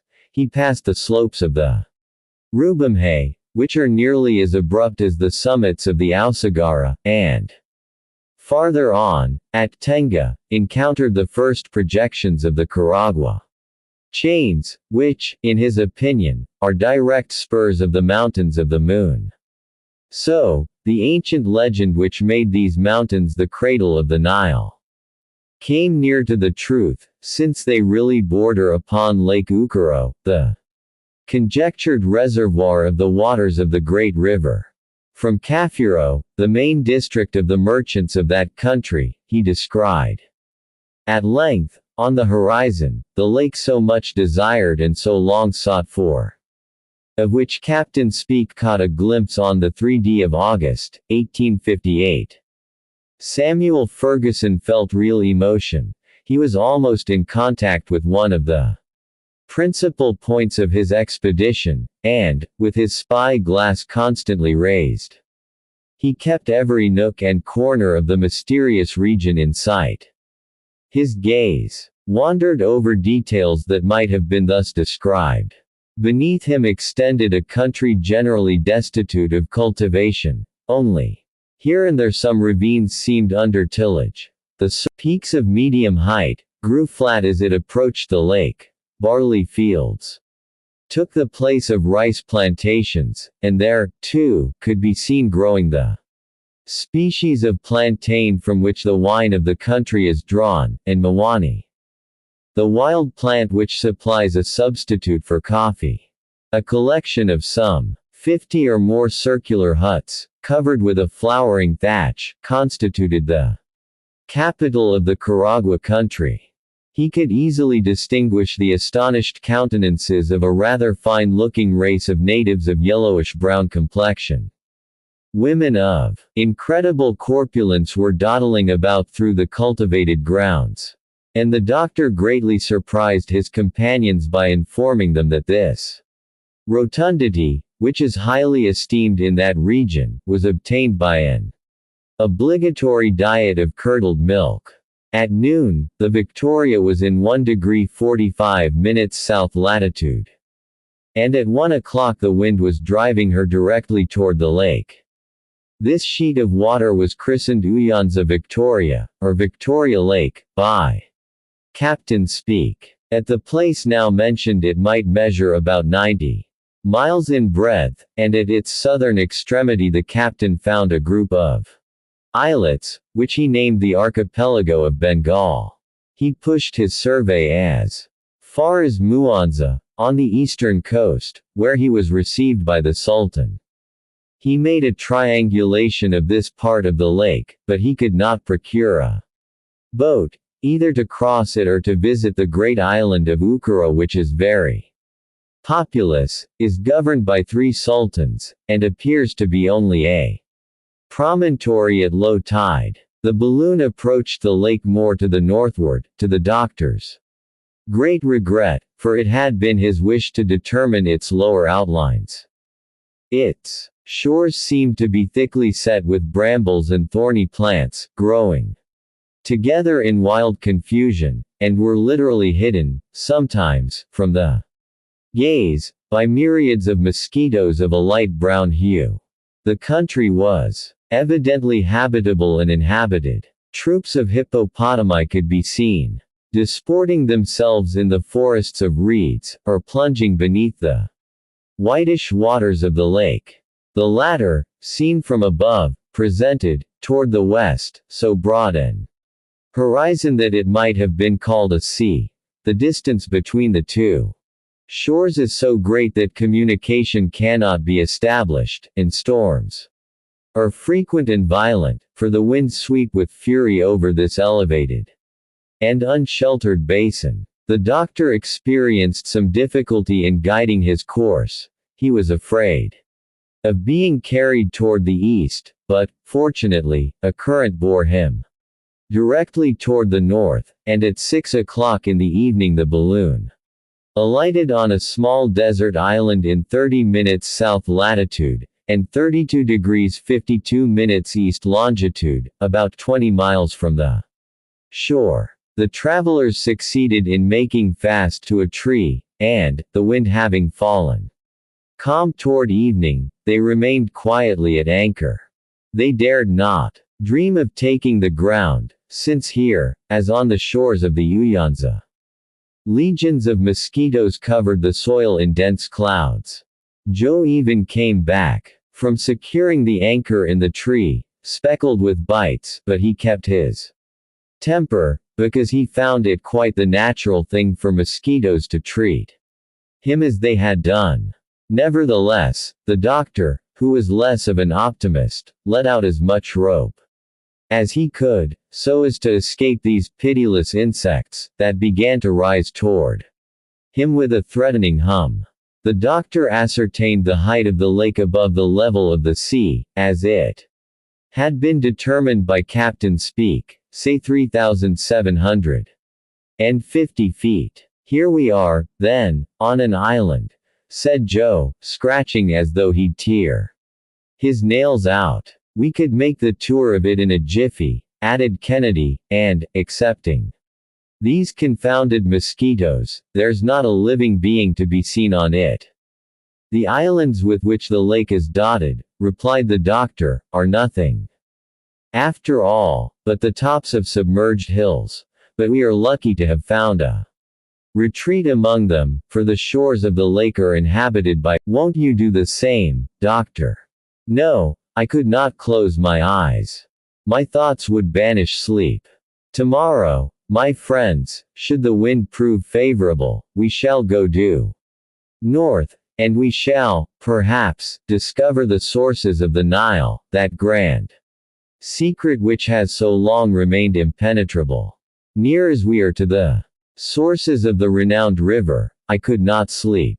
Kennedy and Joe, whom scientific speculations failed to disturb to that extent, were not long in falling into sound slumber, while the doctor held his post. On Wednesday, April 23, the balloon started at 4 o'clock in the morning. With a grayish sky overhead, night was slow in quitting the surface of the lake, which was enveloped in a dense fog, but presently a violent breeze scattered all the mists, and, after the balloon had been swung to and fro for a moment, in opposite directions, it at length veered in a straight line toward the north. Dr. Ferguson fairly clapped his hands for joy. We are on the right track, he exclaimed. Today or never we shall see the Nile. Look, my friends, we are crossing the equator. We are entering our own hemisphere. Ah, said Joe, do you think, doctor, that the equator passes here? Just here, my boy. Well, then, with all respect to you, sir, it seems to me that this is the very time to moisten it. Good, said the doctor, laughing. Let us have a glass of punch. You have a way of comprehending cosmography that is anything but dull. And thus was the passage of the Victoria over the equator duly celebrated. The balloon made rapid headway. In the west could be seen a low and but slightly diversified coast, and, farther away in the background, the waters of the Nyanza, violently agitated, were foaming like the billows of a sea. By the appearance of certain long swells that followed the sinking of the waves, the doctor was enabled to conclude that the lake must have great depth of water. Only one or two rude boats were seen during this rapid passage. This lake is evidently, from its elevated position, the natural reservoir of the rivers in the eastern part of Africa, and the sky gives back to it in rain what it takes in vapor from the streams that flow out of it. I am certain that the Nile must here take its rise. Well, we shall see, said Kennedy. About 9 o'clock they drew nearer to the western coast. It seemed deserted, and covered with woods.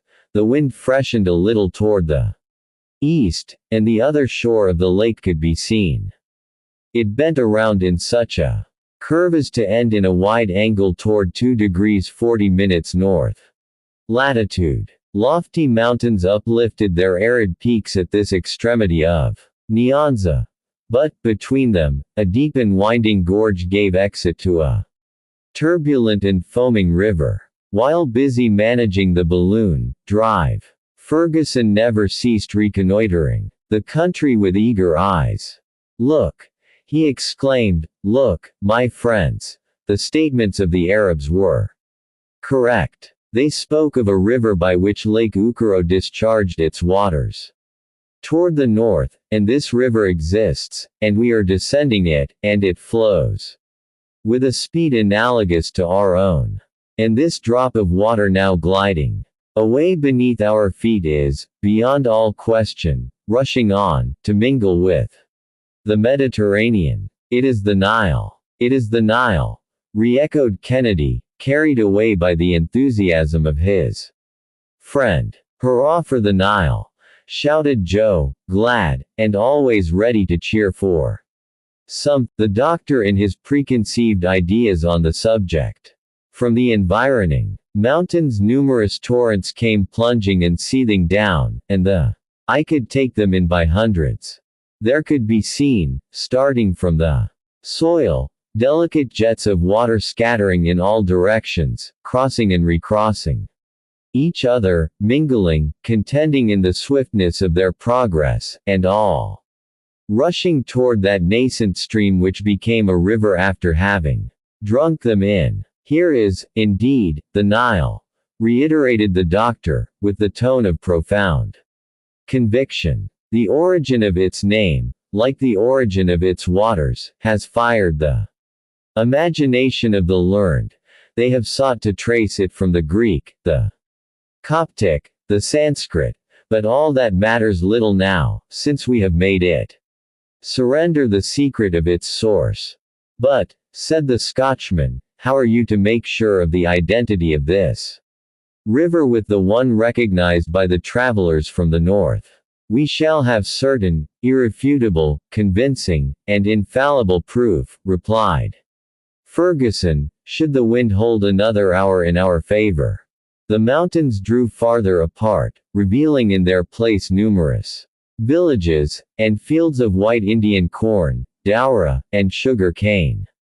The tribes inhabiting the region seemed excited and hostile. They manifested more anger than adoration, and evidently saw in the aeronauts only obtrusive strangers, and not condescending deities. It appeared as though, in approaching the sources of the Nile, these men came to rob them of something, and so the Victoria had to keep out of range of their muskets. "To land here would be a ticklish matter," said the Scot. "Well," said Joe, "so much the worse for these natives. They'll have to do without the pleasure of our conversation."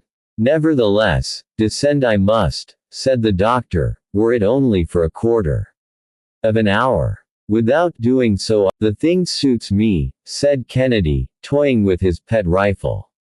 "And I'm ready, master, whenever you say the word," added Joe, preparing for the fight. "It would not be the first time," remarked the doctor, "that science has been followed up, sword in hand. The same thing happened to a French savant among the mountains of Spain, when he was measuring the terrestrial meridian. Be easy on that score, doctor, and trust to your 2 bodyguards." "Are we there, master?" "Not yet. In fact, I shall go up a little first, in order to get an exact idea of the configuration of the country." The hydrogen expanded, and in less than 10 minutes the balloon was soaring at a height of 2,500 feet above the ground. From that elevation could be distinguished an inextricable network of smaller streams which the river received into its bosom. Others came from the west, from between numerous hills, in the midst of fertile plains. "We are not 90 miles from Gondokoro," said the doctor, measuring off the distance on his map, and less than 5 miles from the point reached by the explorers from the north. "Let us descend with great care." And, upon this, the balloon was lowered about 2,000 feet. "Now, my friends, let us be ready, come what may." "Ready it is," said Dick and Joe, with one voice. "Good." In a few moments the balloon was advancing along the bed of the river, and scarcely 100 feet above the ground. The Nile measured but 50 fathoms in width at this point, and the natives were in great excitement. Rushing to and fro, tumultuously, in the villages that lined the— "Here, then, is the cascade mentioned by de Bono," exclaimed the doctor. The basin of the river spread out, dotted with numerous islands, which Dr. Ferguson devoured with his eyes. He seemed to be seeking for a point of reference which he had not yet found. By this time, some blacks, having ventured in a boat just under the balloon. Kennedy saluted them with a shot from his rifle, that made them regain the bank at their utmost speed. "A good journey to you," bawled Joe, "and if I were in your place, I wouldn't try coming back again. I should be mightily afraid of a monster that can hurl thunderbolts when he pleases." But, all at once, the doctor snatched up his spy glass, and directed it toward an island reposing in the middle of the river. "4 trees," he exclaimed. "Look, down there." Sure enough, there were 4 trees standing alone at one end of it. "It is Bengal Island." "It is the very same," repeated the doctor, exultingly. "And what of that?" asked Dick. "It is there that we shall alight, if God permits." "But, it seems to be inhabited, Doctor." "Joe is right. And, unless I'm mistaken, there is a group of about a score of natives on it now. We'll make them scatter. There'll be no great trouble in that," responded Ferguson. "So be it," chimed in the hunter. The sun was at the zenith as the balloon approached the island. The blacks, who were members of the Mikado tribe, were howling lustily. And one of them waved his bark hat in the air. Kennedy took aim at him. Fired, and his hat flew about him in pieces.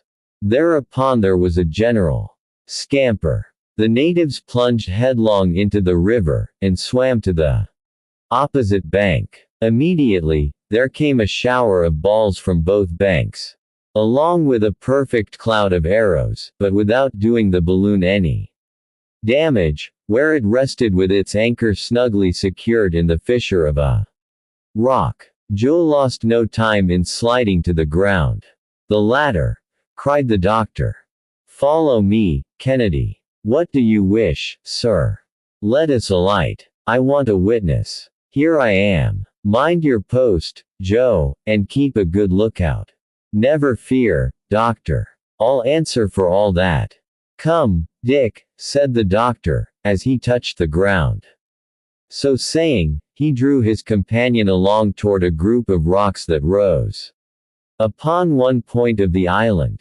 There, after searching for some time, he began to rummage among the brambles, and, in so doing, scratched his hands until they bled. Suddenly he grasped Kennedy's arm, exclaiming, "Look! Look! Letters!" Yes. There, indeed, could be descried, with perfect precision of outline, some letters carved on the rock. It was quite easy to make them out. A.D. A.D. repeated Drive. Ferguson. Andrea de Bone. The doctor, for the last time, examined those precious initials, the exact form and size of which he carefully noted. "And now," said he, "now for the balloon. Quickly, then, for I see some of the natives getting ready to recross the river. That matters little to us now. Let the wind but send us northward for a few hours, and we shall reach Gondokoro, and press the hands of some of our countrymen." 10 minutes more, and the balloon was majestically ascending, while Drive. Ferguson, in token of success, waved the Chapter 19. The Nile. The Trembling Mountain. A remembrance of the country. The narratives of the Arabs. The Niams. Joe's shrewd cogitations. The balloon runs the gauntlet. Aerostatic ascensions. Madame Blanchard. "Which way do we head?" asked Kennedy, as he saw his friend consulting the compass. "North-northeast." "The deuce! But that's not the north." "No, Dick. And I'm afraid that we shall have some trouble in getting to Gondokoro. I am sorry for it. But, at last, we have succeeded in connecting the explorations from the east with those from the north. And we must not complain." The balloon was now receding gradually from the Nile. "One last look," said the doctor, "at this impassable latitude, beyond which the most intrepid travelers could not make their way. There are those Intractable tribes, of whom Petherick, Arnaud, Mayuni, and the young traveler Lejean, to whom we are indebted for the best work on the upper Nile, have spoken. Thus, then, added Kennedy, inquiringly, our discoveries agree with the speculations of science. Absolutely so. The sources of the White Nile, of the Bahr el Abiad, are immersed in a lake as large as a sea. It is there that it takes its rise. Poesy, undoubtedly, loses something thereby. People were fond of ascribing a celestial what science teaches us. There will not always be scientific men, perhaps, but there always will be poets. We can still see cataracts, said Joe. Those are the cataracts of Makedo, in the 3rd degree of latitude. Nothing could be more accurate. Oh, if we could only have followed the course of the Nile for a few hours. And down yonder, below us, I see the top of a mountain, said the hunter.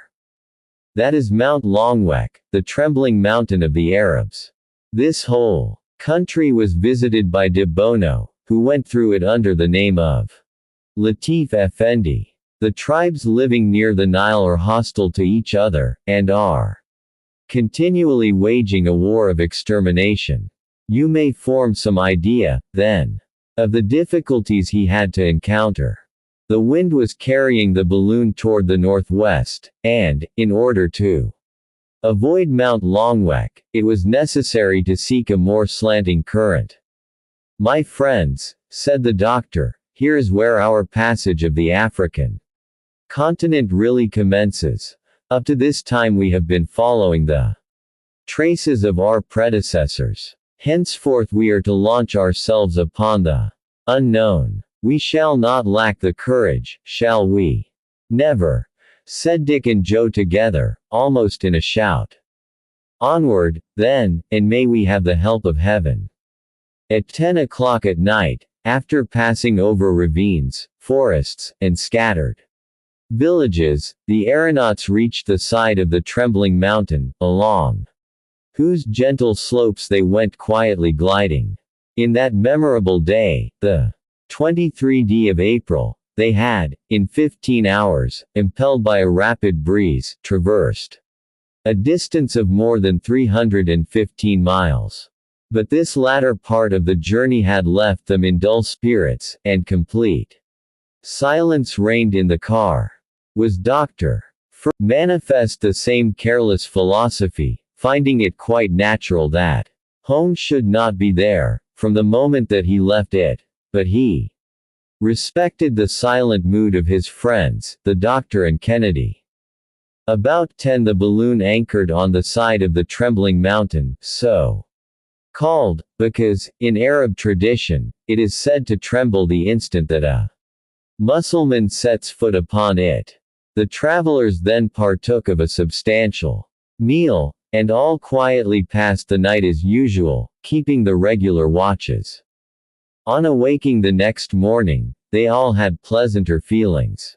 The weather was fine, and the wind was blowing from the right quarter, so that a good breakfast, seasoned with Joe's merry pranks, put them in high good humor. The region they were now crossing is very extensive. It borders on the mountains of the Moon on one side, and those of Darfur on the other, a space about as broad as Europe. We are, no doubt, crossing what is supposed to be the kingdom of Usoga. Geographers have pretended that there existed, in the center of Africa, a vast depression, an immense central lake. We shall see whether there is any truth in that idea, said the doctor. But how did they come to think so? Asked Kennedy. From the recitals of the Arabs. Those fellows are great narrators, too. Much so, probably. Some travelers, who had got as far as Kaza, or the Great Lakes, saw slaves that had been brought from this region, interrogated them concerning it, and, from their different narratives, made up a jumble of notions, and deduced systems from them. Down at the bottom of it all there is some appearance of truth, and you see that they were right about the sources of the Nile. Nothing could be more correct, said Kennedy. It was by the aid of these documents that some attempts at maps were made, and so I am going to try to follow our route by one of them, rectifying it when I thought so. These scattered tribes come, one and all, under the title of Nyam-Nyams. And this compound word is only a sort of nickname. It imitates the sound of chewing. That's it. Excellent, said Joe, champing his teeth as though he were eating. Nyam-Nyam. My good Joe, if you were the immediate object of this chewing, you wouldn't find it so excellent. Why? What's the reason, sir? These tribes are considered man-eaters. Is that really the case? Not a doubt of it. It has also been asserted that these natives had tails, like mere quadrupeds, but it was soon discovered that these appendages belonged to the skins of animals that they wore for clothing. More's the pity. A tail's a nice thing to chase away mosquitoes. That may be, Joe, but we must consign the story to the domain of fable.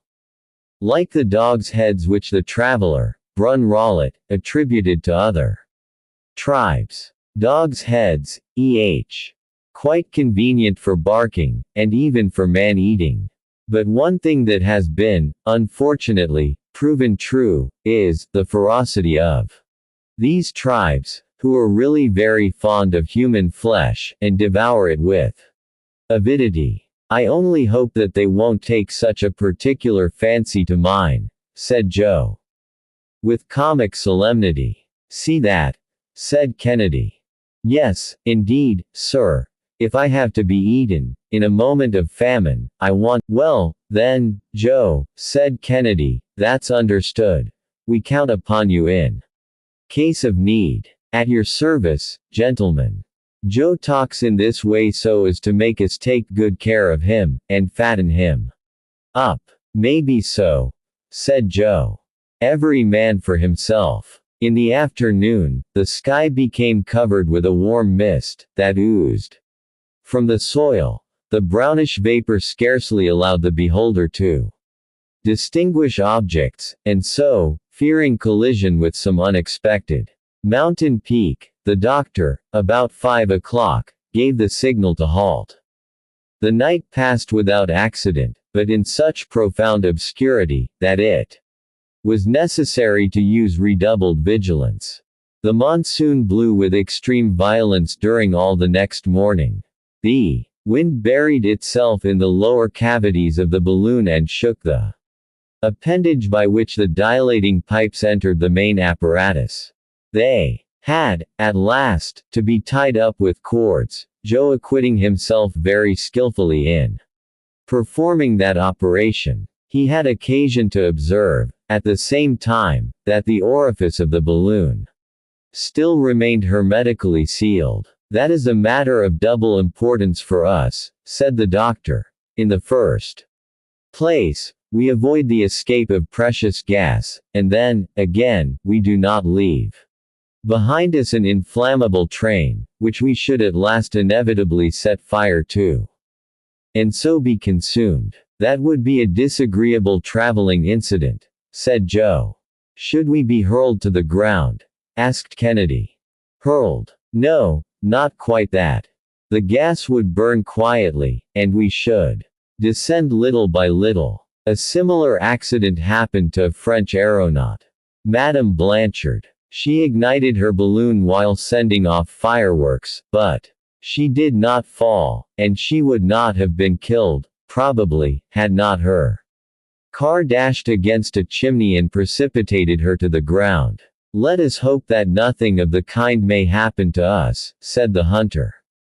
Up to this time our trip has not seemed to me very dangerous, and I can see nothing to prevent us reaching our destination. Nor can I either, my dear Dick. Accidents are generally caused by the imprudence of the aeronauts, or the defective construction of their apparatus. However, in thousands of aerial ascensions, there have not been 20 fatal accidents. Usually, the danger is in the moment of leaving the ground, or of alighting, and therefore at those junctures we should never omit the utmost precaution. It's breakfast time, said Joe. We'll have to put up with preserved meat and coffee until Mr. Kennedy has had another chance to get us a good slice. Chapter 20. The Celestial Bottle. The Fig Palms. The Mammoth Trees. The Tree of War. The Winged Team. Two native tribes in battle. A massacre. An intervention from above. The wind had become violent and irregular. The balloon was running the gauntlet through the air. Tossed at one moment toward the north, at another toward the south, it could not find one steady current. We are moving very swiftly without advancing much, said Kennedy, remarking the frequent oscillations of the needle of the compass. The balloon is rushing at the rate of at least 30 miles an hour. Lean over and see how the country is gliding away beneath us, said the doctor. See, that forest looks as though it were precipitating itself upon us. The forest has become a clearing, added the other. And the clearing a village, continued Joe, a moment or two later. Look at the faces of those astonished darkies. Oh, it is natural enough that they should be astonished, said the doctor. The French peasants, when they first saw a balloon, fired at it, thinking that it was an aerial monster. A Soudan Negro may be excused, then, for opening his eyes very wide. Faith, said Joe, as the Victoria skimmed closely along the ground, at scarcely the elevation of 100 feet, and immediately over a village. I'll throw them an empty bottle, with your leave, doctor, and if it reaches them safe and sound, they'll worship it. If it breaks, they'll make talismans of the pieces. So saying, he flung out a bottle, which, of course, was broken into 1,000 fragments, while the Negroes scampered into their round huts, uttering shrill cries. A little farther on, Kennedy called out, "Look at that strange tree. The upper part is of one kind and the lower part of another." "Well," said Joe, "here's a country where the trees grow on top of each other." "It's simply the trunk of a fig tree," replied the doctor, "on which there is a little vegetating earth. Some fine day, the wind left the seed of a palm on it. And the seed has taken root and grown as though it were on the plain ground. A fine new style of gardening," said Joe, "and I'll import the idea to England. It would be just the thing in the London parks, without counting that it would be another way to increase the number of fruit trees. We could have gardens up in the air, and the small house owners would like that." At this moment, they had to raise the balloon so as to pass over a forest of trees that were more than 300 feet in height, a kind of ancient banyan. "What magnificent trees!" exclaimed Kennedy. "I never saw anything so fine as the appearance of these venerable forests. Look, doctor. The height of these banyans is really remarkable, my dear Dick, and yet they would be nothing astonishing in the New World. Why, are there still loftier trees in existence?" "Undoubtedly. Among the mammoth trees of California, there is a cedar, 480 feet in height. It would overtop the Houses of Parliament, and even the Great Pyramid of Egypt. The trunk at the surface of the ground was 120 feet in circumference, and the concentric layers of the wood disclosed an age of more than 4,000 years. But then, sir, there was nothing wonderful in it. When one has lived 4,000 years, one ought to be pretty tall," was Joe's remark. Meanwhile, during the doctor's recital and Joe's response, the forest had given place to a large collection of huts surrounding an open space. In the middle of this grew a solitary tree, and Joe exclaimed, as he caught sight of it, "Well, If that tree has produced such flowers as those, for the last 4,000 years, I have to offer it my compliments, anyhow, and he pointed to a gigantic sycamore, whose whole trunk was covered with human bones. The flowers of which Joe spoke were heads freshly severed from the bodies, and suspended by daggers thrust into the bark of the tree. The war tree of these cannibals, said the doctor. The Indians merely carry off the scalp, but these Negroes take the whole head. A mere matter of fashion, said Joe. But, already, the village and the bleeding heads were disappearing on the horizon. Another place offered a still more revolting spectacle. Half-devoured corpses, skeletons, moldering to dust, human limbs scattered here and there, and left to feed the jackals and hyenas. No doubt, these are the bodies of criminals. According to the custom in Abyssinia, these people have left them a prey to the wild beasts, who kill them with their terrible teeth and claws, and then devour them at their leisure. Not a whit more cruel than hanging, said the Scot. Filthier, that's all.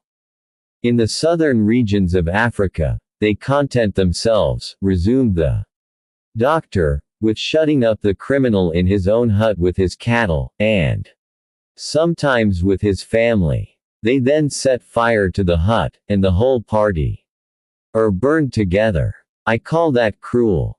But, like friend Kennedy, I think that the gallows is quite as cruel, quite as barbarous.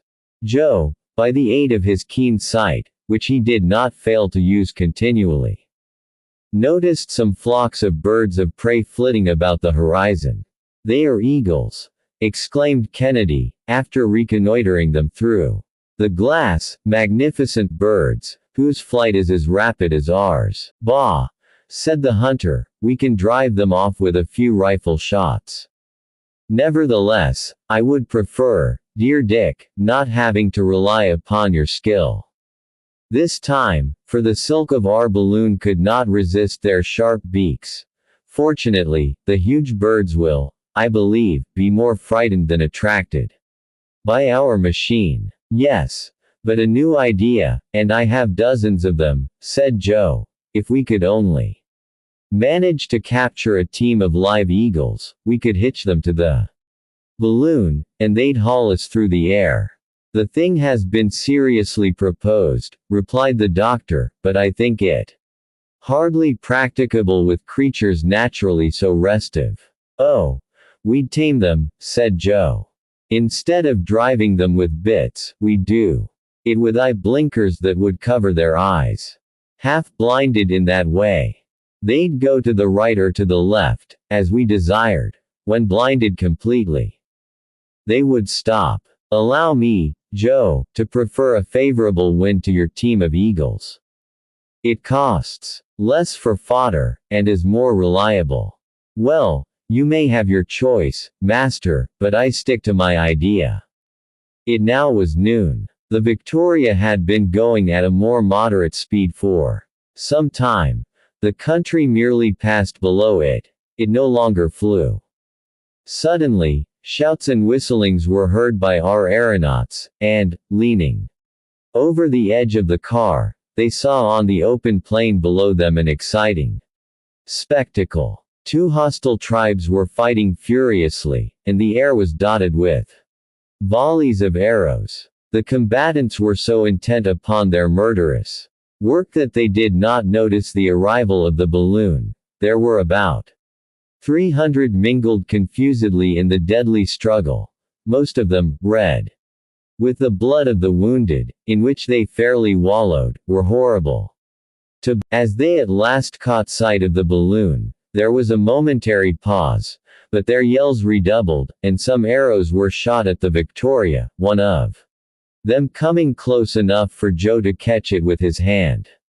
Let us rise out of range, exclaimed the doctor. There must be no rashness. We are forbidden any risk. Meanwhile, the massacre continued on both sides, with battle axes and war clubs, As quickly as one of the combatants fell, a hostile warrior ran up to cut off his head, while the women, mingling in the fray, gathered up these bloody trophies, and piled them together at either extremity of the battlefield.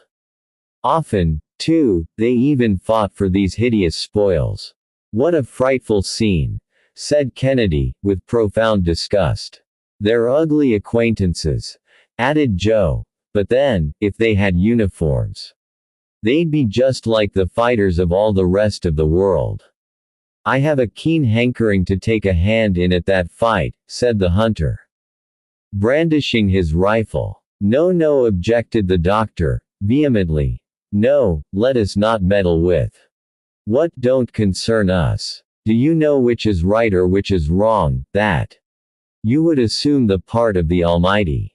Let us, rather, hurry away from this revolting spectacle. Could the great captains of the world float thus above the scenes of their exploits, they would at last, perhaps, conceive a disgust for blood and conquest." The chieftain of one of the contending parties was remarkable for his athletic proportions, his great height, and Herculean strength.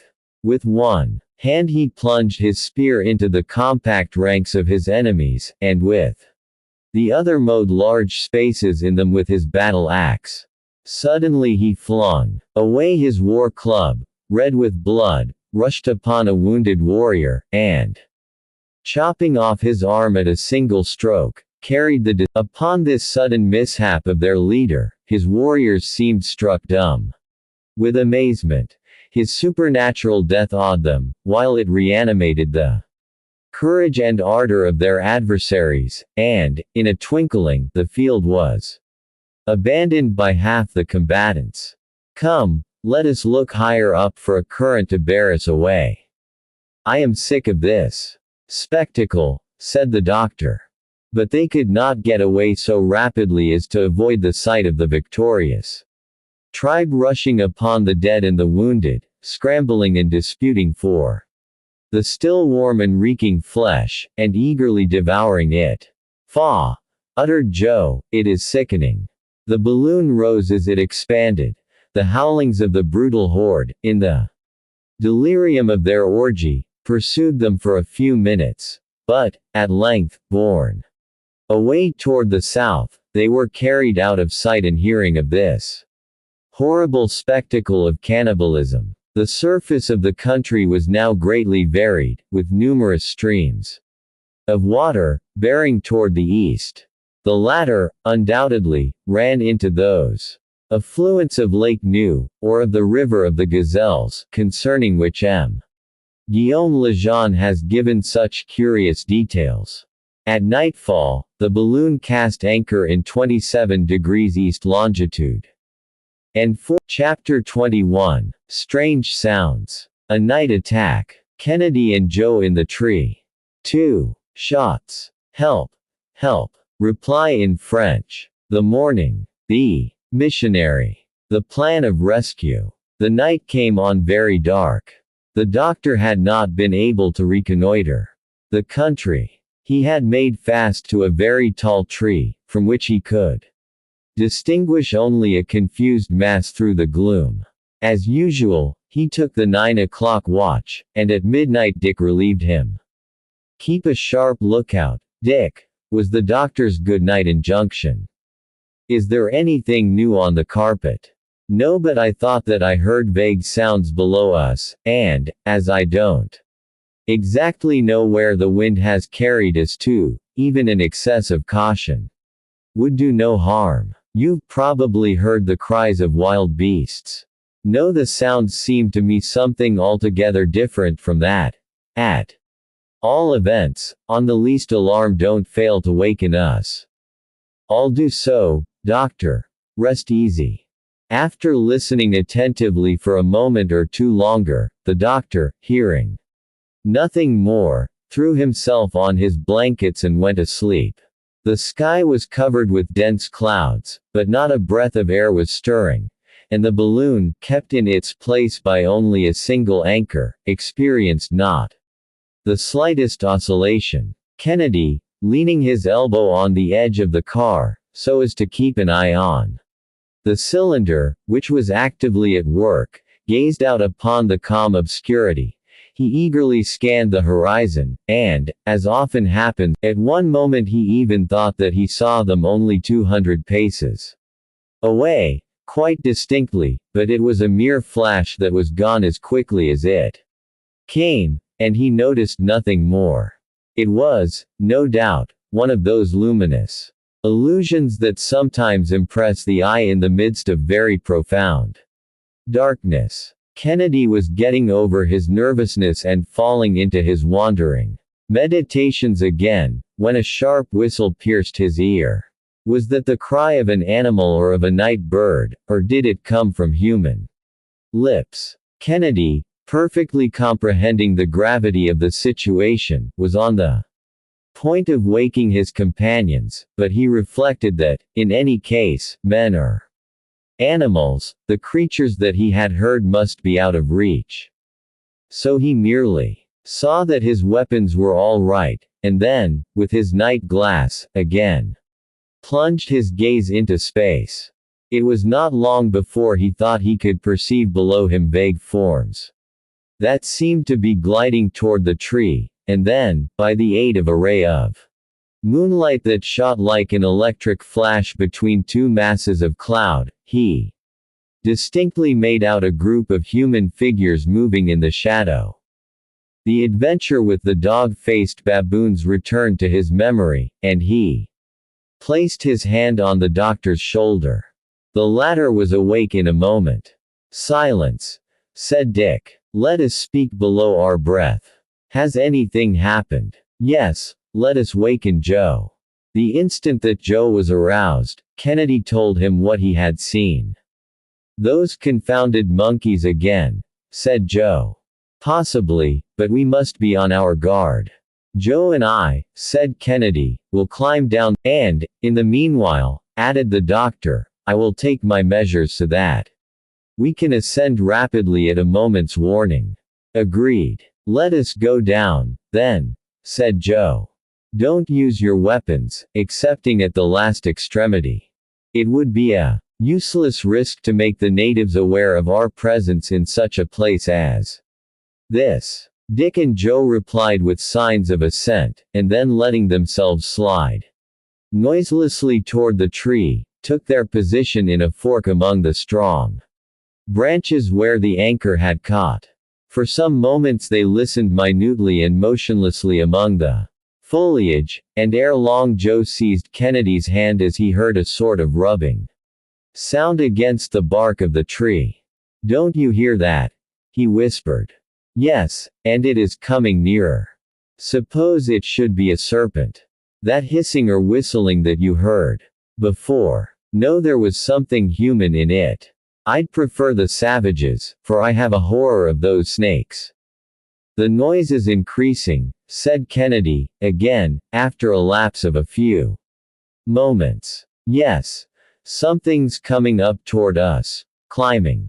Keep watch on this side, and I'll take care of the other." "Very good." There they were, isolated at the top of one of the larger branches, shooting out in the midst of one of those miniature forests called baobab trees. The darkness, heightened by the density of the foliage, was profound, however. "Joe, the blacks. They're climbing toward us." The two friends could even catch the sound of a few words uttered in the lowest possible tones. Joe gently brought his rifle to his shoulder as he spoke.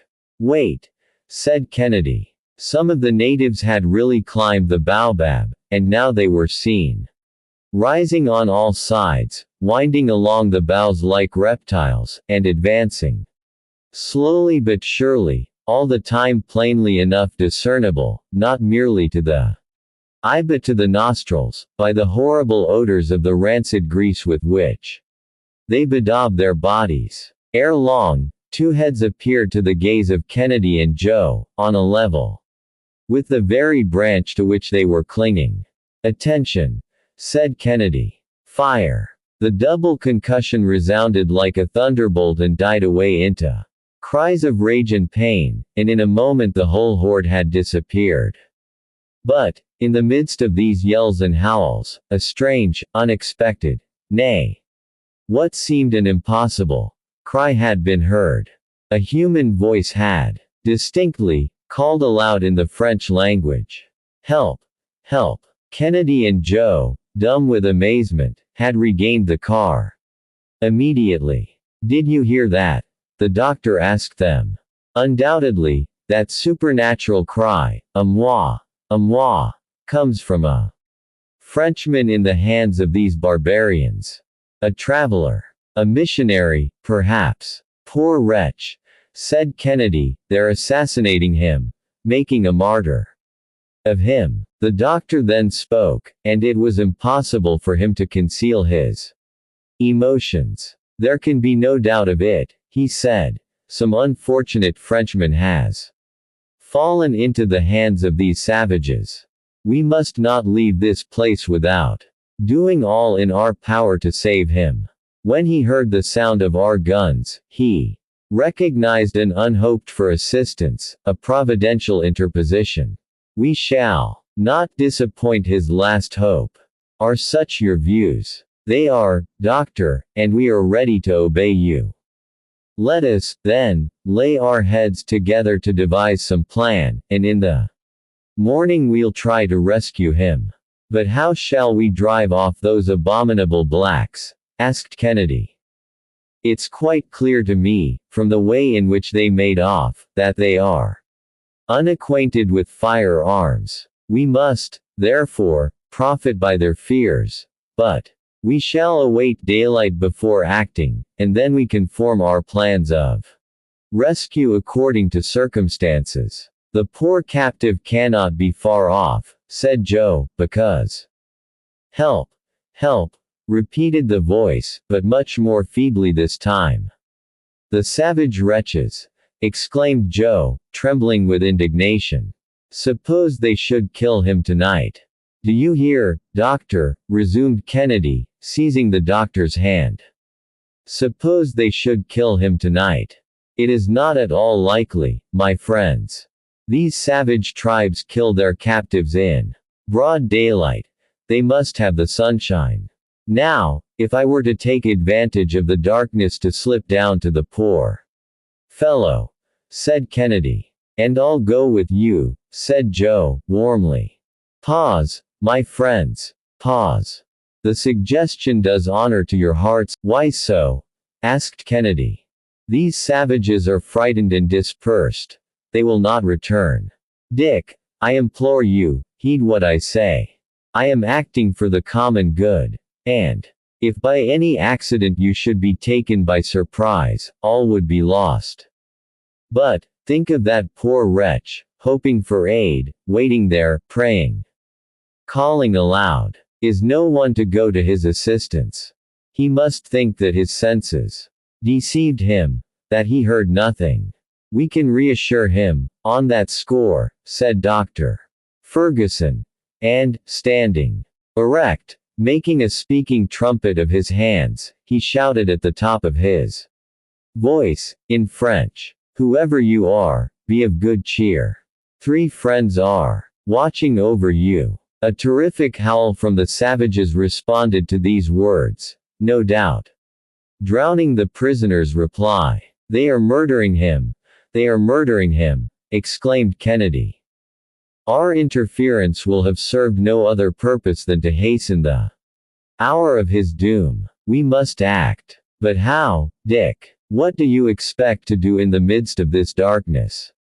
Oh, if it was only daylight, sighed Joe. Well, and suppose it were daylight, said the doctor, in a singular tone. Nothing more simple, doctor, said Kennedy. I'd go down and scatter all these savage villains with powder and ball. And you, Joe, what would you do? I, master, why, I'd act more prudently, maybe, by telling the prisoner to make his escape in a certain direction that we'd agree upon. And how would you get him to know that? By means of this arrow that I caught flying the other day. I'd tie a note to it. Or I'd just call out to him in a loud voice what you want him to do, because these black fellows don't understand the language that you'd speak in. Your plans are impracticable, my dear friends.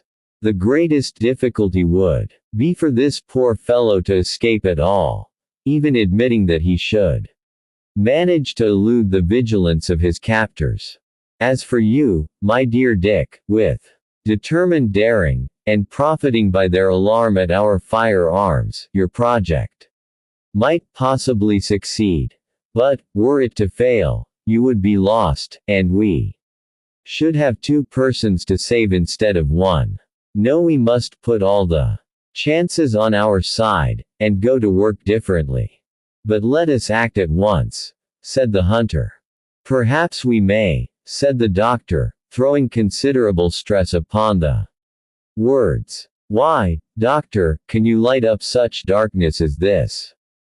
Who knows, Joe? Ah, if you can do that, you're the greatest learned man in the world. The doctor kept silent for a few moments. He was thinking. His two companions looked at him with much emotion, for they were greatly excited by the strangeness of the situation.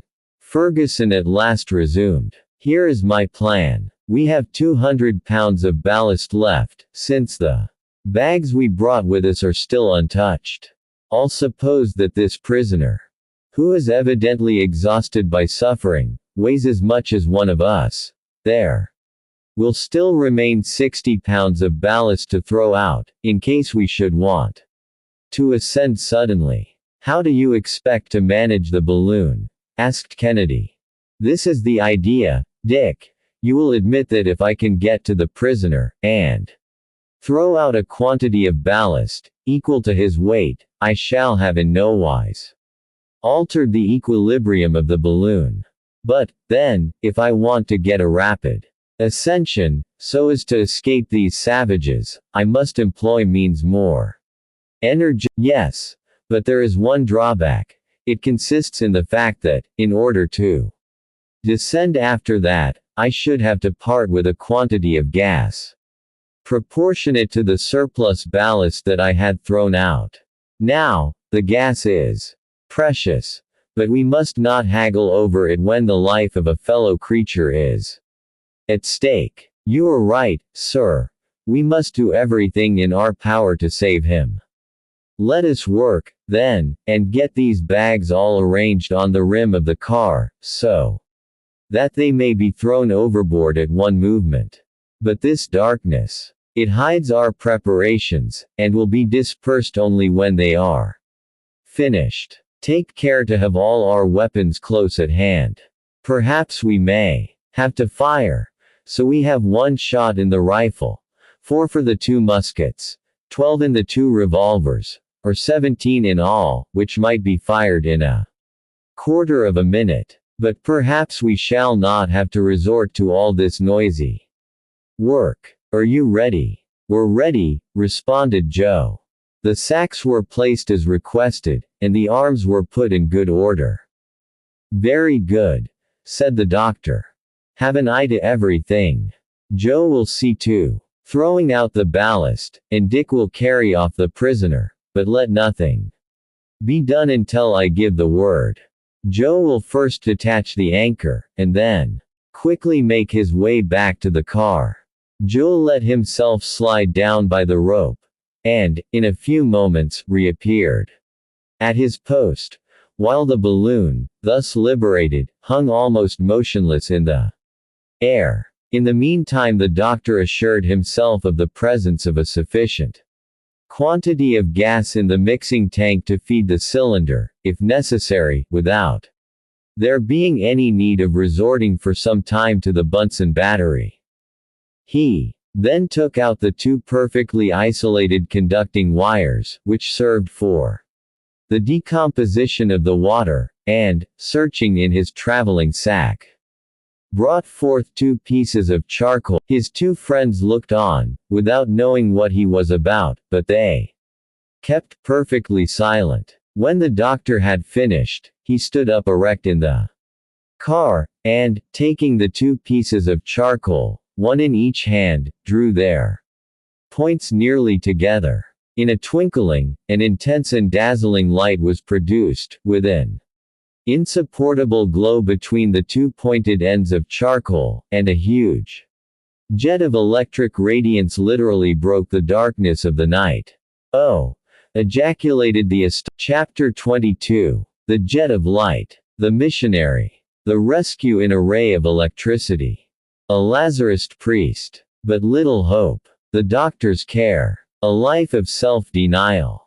Passing a Volcano. Dr. Ferguson darted his powerful electric jet toward various points of space, and caused it to rest on a spot from which shouts of terror were heard.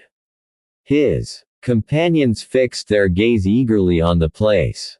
The baobab, over which the balloon was hanging almost motionless, stood in the center of a clearing, where, between fields of Indian corn and sugarcane, were seen some 50 low, conical huts, around which swarmed a numerous tribe. 100 feet below the balloon stood a large post, or stake, and at its foot lay a human being, a young man of 30 years or more, with long black hair, half naked, wasted and wan, bleeding, covered with wounds, his head bowed over upon his breast, as Christ's was, when he hung upon the cross. The hair, cut shorter on the top of his skull, still indicated the place of a half-effaced tonsure.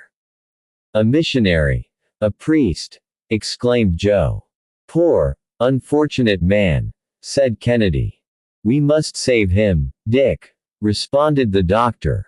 "We must save him." The crowd of blacks, when they saw the balloon over their heads, like a huge comet with a train of dazzling light, were seized with a terror that may be readily imagined. Upon hearing their cries, the prisoner raised his head.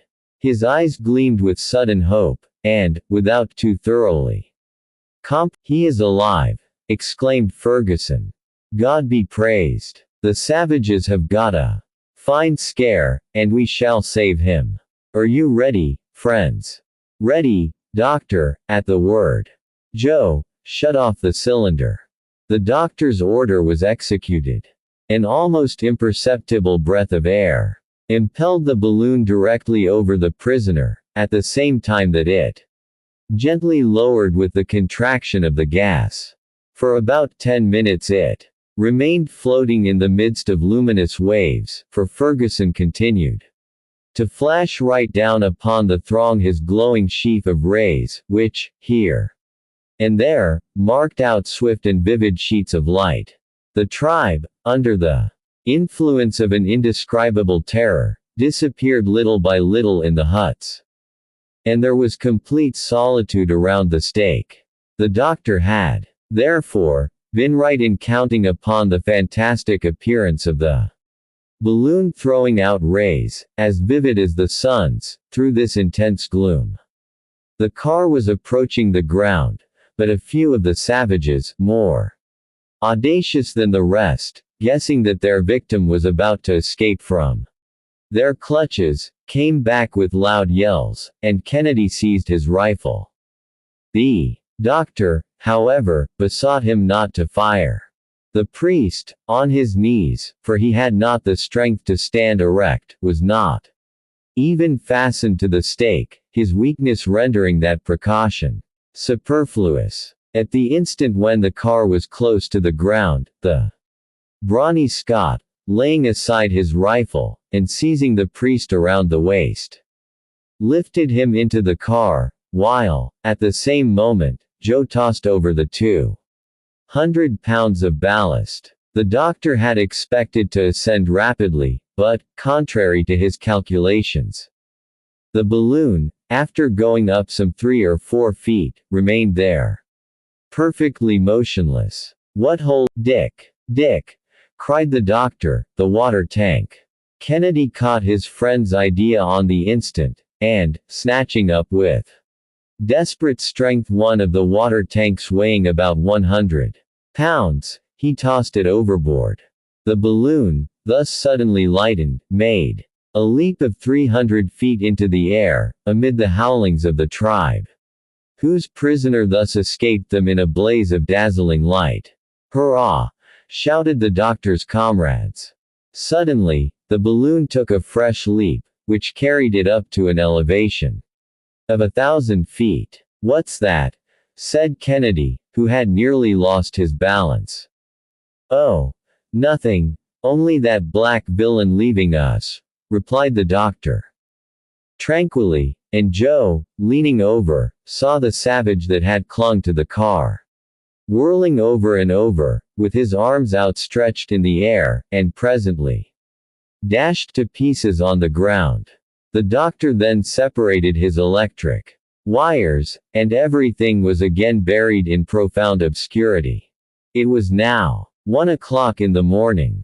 The Frenchman, who had swooned away, at length opened his eyes. "You are saved," were the doctor's first words. "Saved," he with a sad smile replied in English, "saved from a cruel death. My brethren, I thank you, but my days are numbered, nay, even my hours. And I have but little longer to live." With this, the missionary, again yielding to exhaustion, relapsed into his fainting fit. "He is dying," said Kennedy. "No," replied the doctor, bending over him, "but he is very weak, so let us lay him under the awning." And they did gently deposit on their blankets that poor, wasted body, covered with scars and wounds, still bleeding where fire and steel had, in 20 places, left their agonizing marks. The doctor, taking a handkerchief, quickly prepared a little lint, which he spread over the wounds, after having washed them. These rapid attentions were bestowed with the celerity and skill of a practiced surgeon, and, when they were complete, the doctor, taking a cordial from his medicine chest, poured a few drops upon his patient's lips. The latter feebly pressed his kind hands, and scarcely had the strength to say, "Thank you, thank you."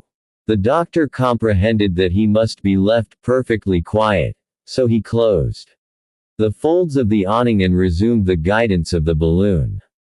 The latter, after taking into account the weight of the new passenger, had been lightened of 180 pounds, and therefore kept aloft without the aid of the cylinder. At the first dawn of day, a current drove it gently toward the west-northwest. The doctor went in under the awning for a moment or two, to look at his still sleeping patient. "May heaven spare the life of our new companion. Have you any hope?" said the Scot. "Yes, Dick, with care, in this pure, fresh atmosphere." "How that man has suffered," said Joe, with feeling. "He did bolder things than we've done, in venturing all alone among those savage tribes."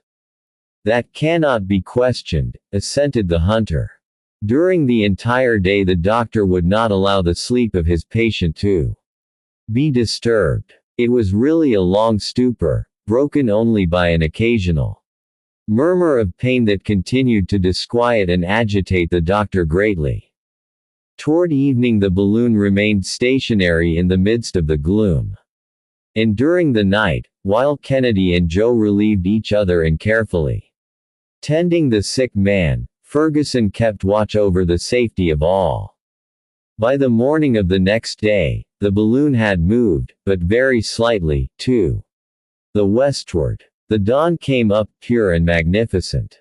The sick man was able. "How do you feel today?" asked the doctor. "Better, perhaps," he replied.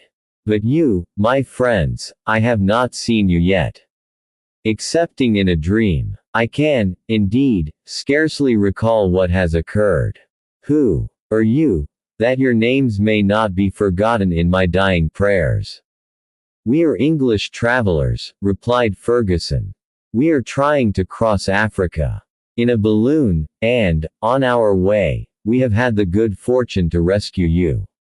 "Science has its heroes," said the missionary.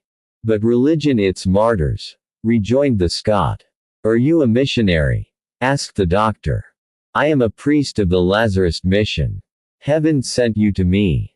Heaven be praised. The sacrifice of my life had been accomplished. But you come from Europe. Tell me about Europe, about France.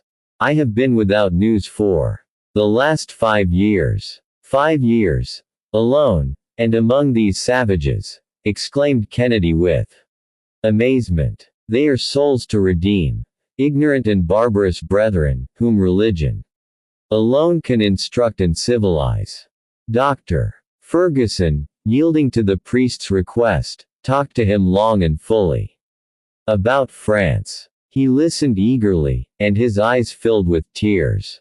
He seized Kennedy's and Joe's hands by turns in his own, which were burning with fever. The doctor prepared him some tea, and he drank it with satisfaction. After that, he had strength enough to raise himself up a little, and smiled with pleasure at seeing himself borne along through so pure a sky. You are daring travelers, he said, and you will succeed in your bold enterprise. You will again behold your relatives, your friends, your country. At this moment, the weakness of the young missionary became so extreme that they had to charge was ebbing away. Were they then so soon to lose him whom they had snatched from an agonizing death? The doctor again washed and dressed the young martyr's frightful wounds, and had to sacrifice nearly his whole stock of water to refresh his burning limbs. He surrounded him with the tenderest and most intelligent care, until, at length, the sick man revived, little by little, in his arms, and recovered his consciousness if not his strength. The doctor was able to gather something of his history from his broken murmurs. Speak in your native language, he said to the sufferer. I understand it, and it will fatigue you less. The missionary was a poor young man from the village of Aridin, in Brittany, in the Morbihan country. His earliest instincts had drawn him toward an ecclesiastical career, but to this life of self-sacrifice he was also desirous of joining a life of danger, by entering the mission of the Order of Priesthood, of which St. Vincent de Paul was the founder, and, at 20, he quitted his country for the inhospitable shores of Africa. From the sea coast, overcoming obstacles, little by little, braving all privations, pushing onward, afoot, and praying, he had advanced to the very center of those tribes that dwell among the tributary streams of the Upper Nile. For 2 years his faith was spurned, his zeal denied recognition, his charities taken in ill part, and he remained a prisoner to one of the cruelest tribes of the Nyambara, the object of every species of maltreatment. But still he went on teaching, instructing, and praying. The tribe having been dispersed and he left for dead, in one of those combats which are so frequent between the tribes. Instead of retracing his steps, he persisted in his evangelical mission. His most tranquil time was when he was taken for a madman. Meanwhile, he had made himself familiar with the idioms of the country, and he catechized in them. At length, during 2 more long years, he traversed these barbarous regions, impelled by that superhuman energy that comes from God. For a year past he had been residing with that tribe of the death was attributed to the missionary, and the tribe resolved to immolate him. His sufferings had already continued for the space of 40 hours, and, as the doctor had supposed, he was to have perished in the blaze of the noonday sun. When he heard the sound of firearms, nature got the best of him, and he had cried out, "Help! Help!" He then thought that he must have been dreaming, when a voice, that seemed to come from the sky, had uttered words of consolation. I have no regrets, he said, for the life that is passing away from me. My life belongs to God. Hope still, said the doctor. We are near you, and we will save you now, as we saved you from the tortures of the stake. I do not ask so much of heaven, said the priest, with resignation. Blessed be God for having vouchsafed to me the joy before I die of having pressed your friendly hands, and having heard, once more, the language of my country. The missionary here grew weak again, and the whole day went by between hope and fear, Kennedy deeply moved, and Joe drawing his hand over his eyes more than once when he thought that no one saw him. The balloon made little progress, and the wind seemed as though unwilling to jostle its precious burden. Toward evening, Joe discovered a great light in the west. Under more elevated latitudes, it might have been mistaken for an immense aurora borealis, for the sky appeared on fire. The doctor very attentively examined the phenomenon. It is, perhaps, only a volcano in full activity, said he. But the wind is carrying us directly over it, replied Kennedy. Very well, we shall cross it then at a safe height, said the doctor. 3 hours later, the Victoria was right among the mountains. Her exact position was 24 degrees 15 minutes east longitude, and 4 degrees 42 minutes north latitude, and 4 torrents of melted lava, and hurling masses of rock to an enormous height. There were jets, too, of liquid fire that fell back in dazzling cascades. A superb but dangerous spectacle, for the wind with unswerving certainty was carrying the balloon directly toward this blazing atmosphere.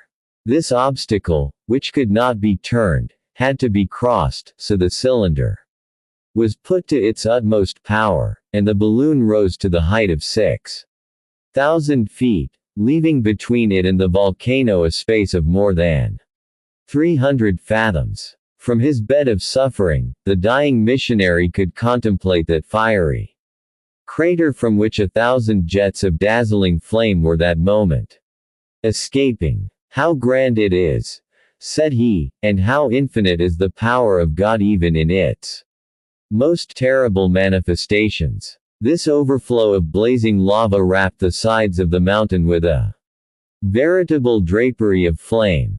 The lower half of the balloon glowed redly in the upper night. A torrid heat ascended to the car, and Dr. Ferguson made all possible haste to escape from this perilous situation. By 10 o'clock the volcano could be seen only as a red point on the horizon. And the balloon tranquilly pursued her course in a less. Chapter 23. Joe in a fit of rage. The death of a good man. The night of watching. By the body. Barrenness and drought. The burial. The quartz. Rocks. Joe's hallucinations. A precious ballast. A survey of the gold-bearing mountains. The beginning of Joe's despair. A magnificent night overspread the earth, and the missionary lay quietly asleep in utter exhaustion. He'll not get over it, sighed Joe. Poor young fellow. Scarcely 30 years of age. He'll die in our arms.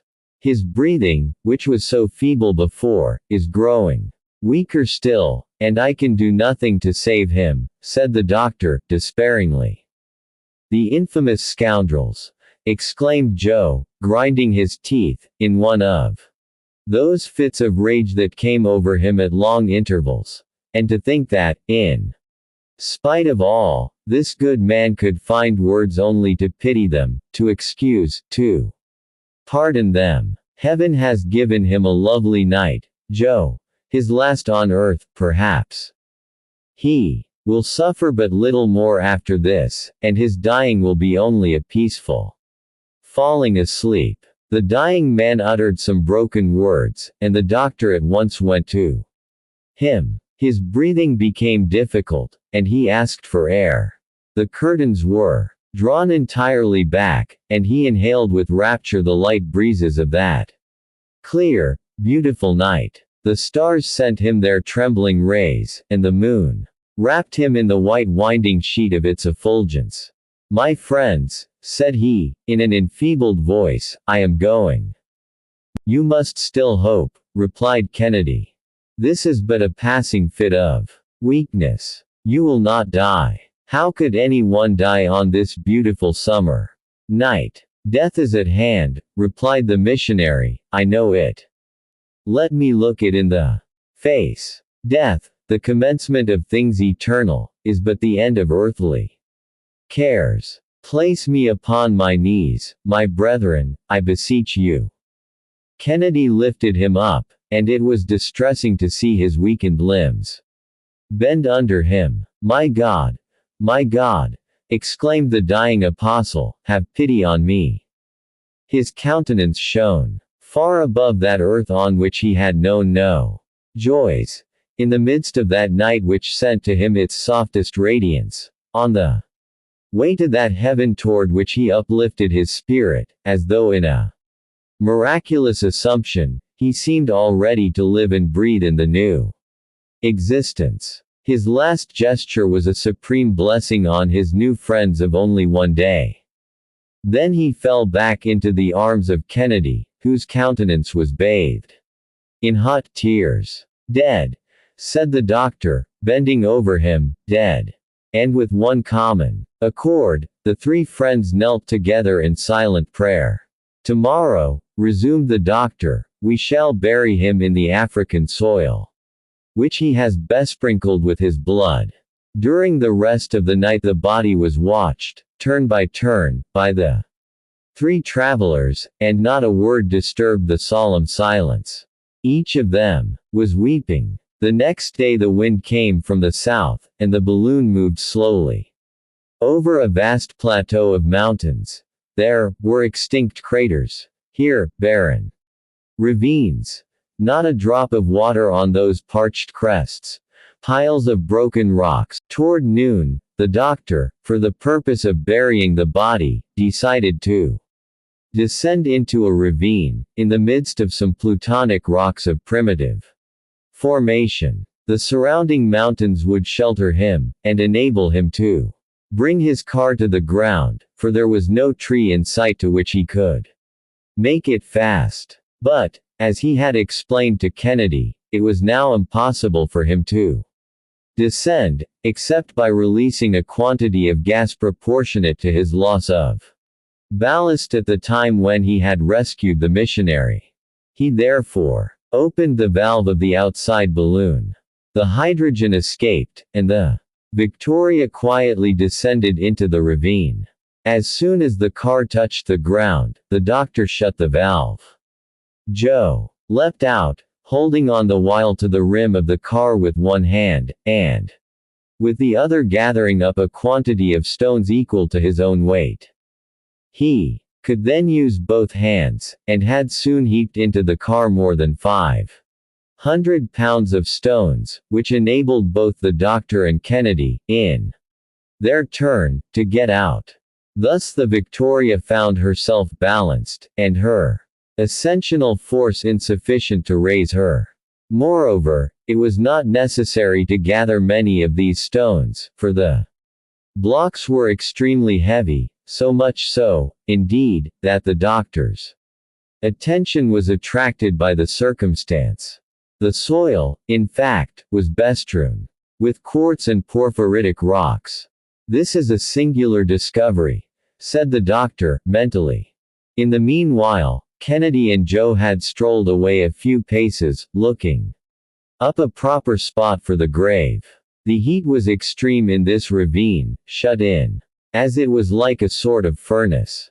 The noonday sun poured down its rays perpendicularly into it. The first thing to be done was to clear the surface of the fragments of rock that encumbered it, and then a quite deep grave had to be dug, so that the wild animals should not be able to disinter the corpse.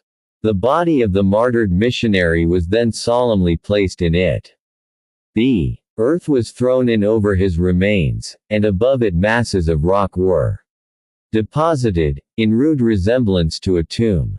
The doctor, however, remained motionless, and lost in his reflections. He did not even heed the call of his companions, nor did he return with them to seek a shelter from the heat of the day. "What are you thinking about, Doctor?" asked Kennedy. "About a singular freak of nature, a curious effect of chance. Do you know, now, in what kind of soil that man of self-denial, that poor one in spirit, has just been buried?" "No, what do you mean, Doctor?" "That priest, who took the oath of perpetual poverty, now reposes in a gold mine." "A gold mine!" exclaimed Kennedy and Joe in one breath. "Yes, a gold mine," said the doctor, quietly. "Those blocks which you are trampling underfoot, like worthless stones, contain gold ore of great purity." "Impossible. Impossible," repeated Joe. "You would not have to look long among those fissures of slaty schist without finding peptites of considerable value." Joe at once rushed like a crazy man among the scattered fragments, and Kennedy was not long in following his example. "Keep cool, Joe," said his master. "Why, Doctor, you speak of the thing quite at your ease. What? A philosopher of your mettle?" "Ah, master, no philosophy holds good in this case. Come, come, let us reflect a little. What good would all this wealth do you? We cannot carry any of it away with us. It's rather too heavy for our car. I even hesitated to tell you anything about it, for fear of exciting your regret." "What?" said Joe, "again, abandon these treasures. A fortune for us. Really for us. Our own. Leave it behind. Take care, my friend. Would you yield to the thirst for gold? Has not this dead man whom you have just helped to bury taught you the vanity of human affairs?" "All that is true," replied Joe, "but gold. Mr. Kennedy, won't you help to gather up a trifle of all these millions?" "What could we do with them, Joe?" said the hunter, unable to repress a smile. "We did not come hither in search of fortune, and we cannot take one home with us. The millions are rather heavy, you know," resumed the doctor, "and cannot very easily be put into one's pocket." "But, at least," said Joe, driven to his last defenses, "couldn't we take some of that ore for ballast, instead of sand?"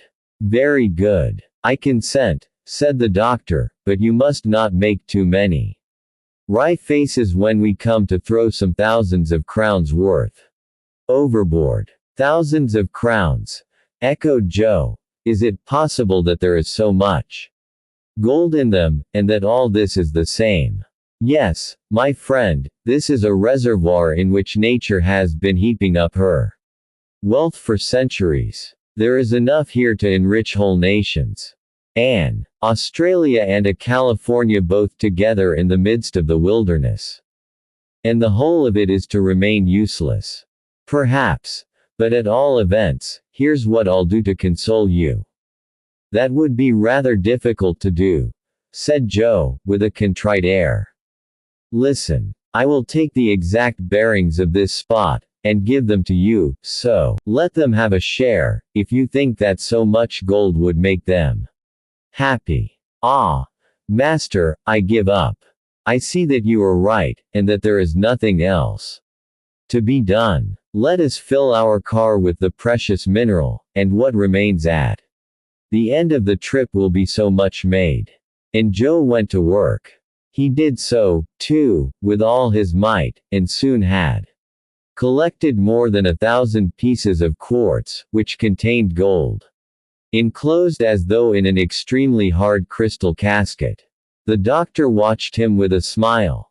And, while Joe went on, he took the bearings, and found that the missionary's grave lay in 22 degrees 23 minutes east longitude, and 4 degrees 55 minutes north latitude. Then, casting one glance at the swelling of the soil, beneath which the body of the poor Frenchman reposed, he went back to his car. He would have erected a plain, rude cross over the tomb, left solitary thus in the midst of the African deserts, but not a tree was to be seen in the environs. God will recognize it, said Kennedy. An anxiety of another sort now began to steal over the doctor's mind. He would have given much of the gold before him for a little water, for he had to replace what had been thrown overboard when the Negro was carried up into the air. But it was impossible to find it in these arid regions, and this reflection gave him great uneasiness. He had to feed his cylinder continually, and he even began to find that he had not enough to quench the thirst of his party. Therefore he determined to lose no opportunity of replenishing his supply. Upon getting back to the car, he found it burdened with the quartz blocks that Joe's greed had heaped in it. He got in, however, without saying anything. Kennedy took his customary place, and Joe followed, but not without. The doctor rekindled the light in the cylinder.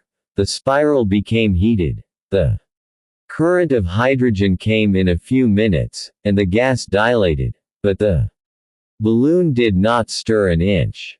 Joe looked on uneasily, but kept silent. "Joe," said the doctor. Joe made no reply. "Joe, don't you hear me?" Joe made a sign that he heard, but he would not understand. "Do me the kindness to throw out some of that quartz." "But, doctor, you gave me leave." "I gave you leave to replace the ballast. That was all." "But, do you want to stay forever in this desert?" Joe cast a despairing look at Kennedy, but the hunter put on the air of a man who could do nothing in the matter. "Well, Joe, then your cylinder don't work," said the obstinate fellow. "My cylinder. It is lit, as you perceive. But the balloon will not rise until you have thrown off a little ballast." Joe scratched his ear, picked up a piece of quartz, the smallest in the lot, weighed and reweighed it, and tossed it up and down in his hand. It was a fragment of about 3 or 4 pounds. At last he threw it out. But the balloon did not budge. Kennedy laughed. Joe now threw out some 10 pounds, but the balloon stood still. Joe got very pale. "Poor fellow," said the doctor. "Mr. Kennedy, you and I weigh, unless I am mistaken, about 400 pounds, so that you'll have to get rid of at least that weight, since it was put in here to make up for us." "Throw away 400 pounds, said Joe, piteously. "And some more with it, or we can't rise. Come, courage, Joe." The brave fellow, heaving deep sighs, began at last to lighten the balloon. But, from time to time, he would stop, and ask, "Are you going up?" "No, not yet," was the invariable response. "It moves," said he, at last. "Keep on," replied the doctor. "It's going up. I'm sure." "Keep on yet," said Kennedy. And Joe, picking up one more block, desperately tossed it out of the car. The balloon rose 100 feet or so, and, aided by the cylinder, soon passed above the surrounding summits. "Now, Joe," resumed the doctor, "there still remains a handsome fortune for you, and, if we can only keep the rest of this with us until the end of our trip, there you are, rich for the balance of your days." Joe made no answer, but stretched himself out luxuriously on his heap of quartz. "See, my dear Dick," the doctor went on. "Just see the power of this metal over the cleverest lad in the world. What passions, what greed, what crime.